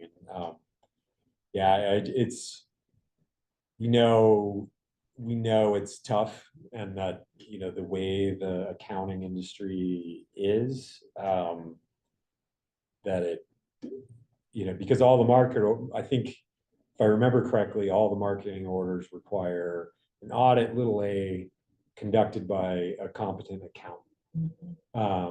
And so those two requirements kind of put us in the bucket of where are you all gonna find a competent accountant? What can they do within their like scope of practice and professional obligations that still meets the requirement that we've got for an audit. And that's where we came down with like a financial review is, can work. Reasonable, yeah. Yeah. Well, so, I mean, this is really, I mean, it's really helpful to hear that, that you also are worried about the rigors, like for the cost benefit of what they're doing. And I mean, back to that intent of we don't want producers' money to be not spent effectively, judiciously. And so what I'm thinking is, I mean, so this is step one, financial review, right? We'll do that for this coming year, and we can, this came up, with, like I said, our deputy commissioner as well as Kate. And we could explore what other What's future possible. options there might be, and I don't know what amending. I'd have to find somebody who really wants to take this up as a cause, and get it in front of But you know everyone. what, I don't do their work, so I don't know everything they do, but they Yeah. put a staffer in the office for a week, but then they end up not having to even be there the whole week. Because they're done. Because they're done. And Yeah. I watch how often they have to go back to the office and ask Debbie questions, and there might be 2 or 3 times through the whole 3 days that they're there that they actually have a question. And they send out, we have 40 or 50 grain elevators that they subsample to send letters to and ask, is this the amount of money that you sent in to the commission? Yes. And I think they might send some letters to some board members and things and look at some bank statements, but boy, the hourly rate that they have to be making is just insane. If you're running a tight ship. Right. And so when I look at it from the efficiency of producer funds, it's making less and less sense every year as these costs just, they're going up faster than inflation. Right. And if we ever get a shrinkage in the firms that are willing to do it, it's just gonna double all of a sudden. So your transactions are probably very repetitive. Yeah. Each year. And It was the same limited. thing with us, like we just got. It's the Yeah. same companies. Same everything. Yeah. Contracts. Same contracts. Yeah. I mean, they come in and do a consultation with us, and it's like almost getting awkward, like there's just nothing to talk about. And we have to kill an hour. Copy so last let's year. talk about the They say, weather. yeah. It's like, I'm glad I could pay you $1,000 to talk about the weather today. We've even gotten to the point that we don't have the accountants come to our board meetings to do the reports anymore, because they started to charge us travel time and hourly rates to do that. And there was never anything that came out of those audit reports other than you're following principles. And they just go off all the documents that you do every year. Yeah. That's the same thing with the CATA board that we had. Yeah. They were trying really hard to find someone cheaper, but it didn't happen. I could see if there It's was hard. transitions in staff or large turnover on the board or some things like that, it would be, and I would want that really if as a board member or a staff person, if there'd been a lot of change, then I'd want some more in-depth looks to be happening, I think, but we've been pretty steady for quite a few years, and it's I don't know, it just feels like we're getting ripped off, and I can't do anything about it. Yeah. Yeah. And does anybody online want to add to the conversation? I know that we have market orders, who literally have 10 transactions a year and, are going through this audit process. Just thoughts about financial review and even maybe other thoughts or options for the future. This is Patrice over in Olathe. We don't write more than 5 checks a year. And even with the huge increase in our budget, the likelihood that we'll be writing 7 checks is pretty slim. We do the financial review and have a retired accountant look at the review, but I know the cost of an audit and even looking at a certified review with an official accountant is, especially for our smaller budget in years past, that's it. It's a lot of money. Yeah. But yeah, the industry, the CPAs have peer review requirements, right? Audits and all of this, and that's driven the cost up substantially. But I mean, audits are become, I think, for small organizations, have become inordinately expensive. Yeah. You know, and we saw that firsthand trying to get somebody to do us, you know, that either they don't want to do it or it's $10,000. You know, you try to explain to them that, you know, we don't have a lot of complicated transactions. It's repetitive every year, but you know, they don't care. They have to do a bunch of testing and so they're gonna charge you to run it through their special software. Yeah, They've had becomes out. things that have changed in their industry with new laws or things that they have to follow. In some cases, they've been sued for not doing an audit the right way, so they have to increase their cost to account for liability concerns, and it all just falls back on us at the end of the day with the cost. So there's very few small or one-man CPA firms doing audits. If you get to that mid-level of firm, like, you know, we have one that's sort of a smaller firm doing our review now, you know, you still have this, typically they'll have like a staff accountant do some of the work, and it's got to be reviewed by, you know, manager, maybe a partner, and then all of a sudden, you know, those costs add up in a hurry because, you know, they're billing the partner out at, I don't know, $500 an hour or something. So yeah, it gets very expensive in a hurry. Yeah. But Ron, you had your hand up. Did you want to add something? Yeah, this new policy really helped us out in Sunflower. We're the same way. We write 10 checks a year. Years ago, you know, we went Brad's route and had the full-blown audit. It was a little over $1,000 at that time. And, you know, some years we collect 10,000. So we found some local folks that can do that review. We're at $300 now. And we just think it's a much better use of our money. Yeah. Contact information. I know. I'm sure ours would be more than that because it's bigger, but I mean, maybe if it doesn't have to be like a specialized firm, it's an auditing firm that has partners that are doing it, that would help. Yeah. Because, yeah, I mean, our transactions just aren't that complicated. And I have a cousin that's in the auditing business, and I know he really defends his industry. He's trying to retire at 50, so I know how much money they're making. Right. Well, not exactly, but I know it's a lot. Yeah. Well, I did, and for folks online, I'll send you copies of these documents, but I included everybody's contact information for this reason, for like after the meeting, if there's someone you want to connect with about any of the topics, I hope everybody feels comfortable with that being shared. It's public information, so it shouldn't be too bad. But yeah, I would encourage you guys to, you know, check in about the accountants. We tried to do that. There was one gentleman who was doing some reduced cost audits, it seemed like, and he had done it for several market orders, but he wasn't taking on new clients, and he's trying to retire. So, you know, it's hitting 40. Yeah. He's done. So I would just, encourage folks to follow up with each other after this, and see if there are, you know, different firms that maybe can take folks on. Anybody else online want to add anything? Okay, thanks for bearing with us. We have about 10 minutes to go.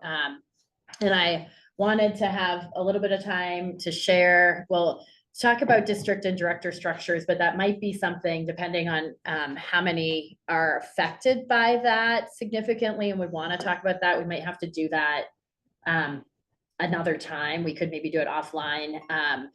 just to say that, and Nick was comfortable with me representing this for him, but regarding district and director structures, the Colorado Corn Promotion Council did change their structure about 2 years ago.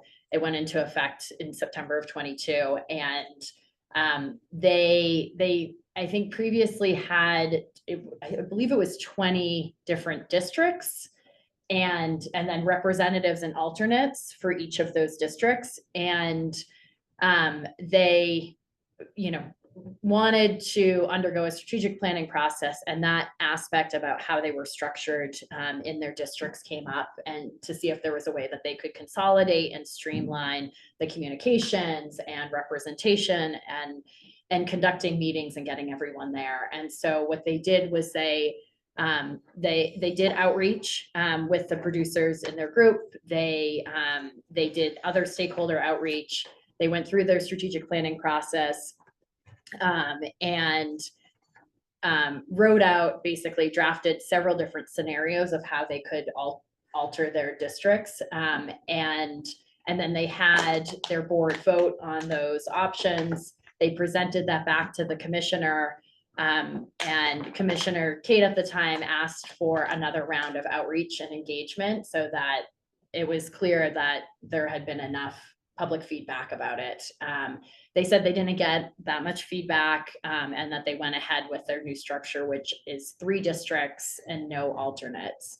And it's helped them tremendously. They've streamlined a lot of things. I mean, that's what I know in a broad sense of what happened. I know Nick would be happy to talk more if that's applicable to anybody else here and is interested. And so once we conclude the meeting, you could reach out and I could probably organize, a meeting, get you all to connected so that you could facilitate a meeting to have that conversation. And then, you could bring a draft idea of what you might want to do, and we could share that with the commissioner. So there's that. Any questions, thoughts about that? Okay. Okay. Well, I invited Michelle here to share some updates about the programs that she's overseeing. There's obviously always a lot going on at CDA. We have 8, now 9 divisions, and we have a lot in our division with grant opportunities and other funding resources. So Michelle, I'll have you go ahead and talk about some of the opportunities in the food systems world, and then I can cover a couple other things and we can wrap up. I'll be super quick. I think everyone's got a copy of this in their packet, and did we share it online? About I don't think so. We can get it out to folks. So there are 3 programs listed on the sheet, so I apologize for the folks that are online. The main one that I wanted to mention that Sarah is a part of, and so she'll be able to answer questions as well, is the Ag Workforce Development Program, where there is funding available for farms and ranches and agricultural businesses to hire interns. If you're interested in learning more about that, it's on the website. You can talk to Sarah. But that's a great opportunity. So if you know producers that might be interested in that, the application's open until November 1st. We'd be happy to talk with you about that, and are really trying to look to expand that program a little bit more around the state. The Ag Leadership Program isn't going to be till later in spring of 25, but that will be another funding opportunity kind of in that program area, thinking about the next generation of ag leaders. And then the Specialty Crop Block Grant, which I'm just going to make the assumption that everyone's familiar with that, is a USDA program. Amanda mentioned earlier that we work a lot with AMS. This is one of those programs, and requests for proposals will be starting in January for that program as well. 2 other ones that I wanted to mention that aren't on the sheet that you can find out about on the CDA website is a tax credit that is now open. Right now it's primarily focused on retailers and trying to get healthy foods in the low income, low access areas. So thinking a little bit more about your communities as producer groups, probably not necessarily applicable to you. The producers can apply for that tax credit as well for equipment purchases. But if you know retailers and or farm stands or farmers markets that are in low income, low access areas that might be interested, please have them reach out to us, our staff, or go on the website. There's a whole kind of eligibility checklist. It's a great opportunity to get some funding through a tax credit directly out into rural communities. And then the last program I did want to mention, some of you might know that the Colorado State University is kind of partnered with the USDA on this regional food business center that's down on the Spur campus. It's a large Western US, so it's 7 states, I think, Utah, Washington, Idaho, all over the place. Yeah, Oregon. It happens to be located here in Colorado. One of the programs they are launching, thinking about food business development, is a business builder grant. So it is targeting the idea of helping producers all along from production side through marketing, processing, storage, distribution to retail to expand their businesses. There's going to be a webinar about that coming up, let's say the next week, I think. It's not a CDA program, but we are a partner in that. So it's Colorado State University, the Regional Food Business Center. And again, I'm happy to send out more information on that. So lots of funding opportunities is the short answer there. If you have questions, I'll hang around for a little bit. Happy to talk with you about any of that, or if anyone has anything quick. And I will just add that, yeah, that forum for the Regional Food Business Centers is October 30th at 11, and it's online, and a link to that and communication will be going out in the general CDA newsletter and posted online as well. Thanks. Yeah, thank you, Michelle. Yeah. Any questions, follow up on that? Okay. Yeah, Michelle, thank you. That she covered many of the items that are like most pertinent. The only thing that I will add is, and this is not my territory, so don't ask me more questions because it's also very contentious. But so wolves are obviously the reintroduction of wolves is a big topic with our producers. They have launched some new grants that will provide some support services. And they're doing trainings for producers in different counties across the state over the coming weeks. And so I can share a link with that, but if you work with any producers who are affected and have expressed concern, there's going to be one happening in Moffat County, one in Routt County, one in Rio Blanco, and one in Garfield County, all between the end of October and early part of November. So those will be posted online as well, but just wanted to put that out there. And yeah, I mean, I think that covers it. I hope we covered pertinent topics for everybody. And you know, I can stick around if you have other things that you want to discuss. And also, you know, in the future, if we want these to be a little more casual and just a chance to talk more directly to other market order staff, we can do that as well. But yeah, I think that covers it. Does anybody online have any questions or comments? We can share the slides. You know, as Chuck said, when in doubt, reach out. That's a good rule of thumb. You know, executive sessions, if you're planning on that, reach out, just let us know. We can say, you know, we can just give you some advice and feedback. So yeah. Okay, I don't see anything online. Thanks for putting this together. I think. Thanks. Okay. Yeah, thank you for doing it. Yeah, and everybody's in favor of doing it maybe once a year. Yeah, sure. Check in. Okay, all right. That sounds great. Well, thanks everyone. We'll get the slides and the recording out if you want to see a 3-hour recording. Bye everyone online. Thanks again for joining. I know it's sometimes hard. Thanks, Amanda. Thank you. Yeah. Pain.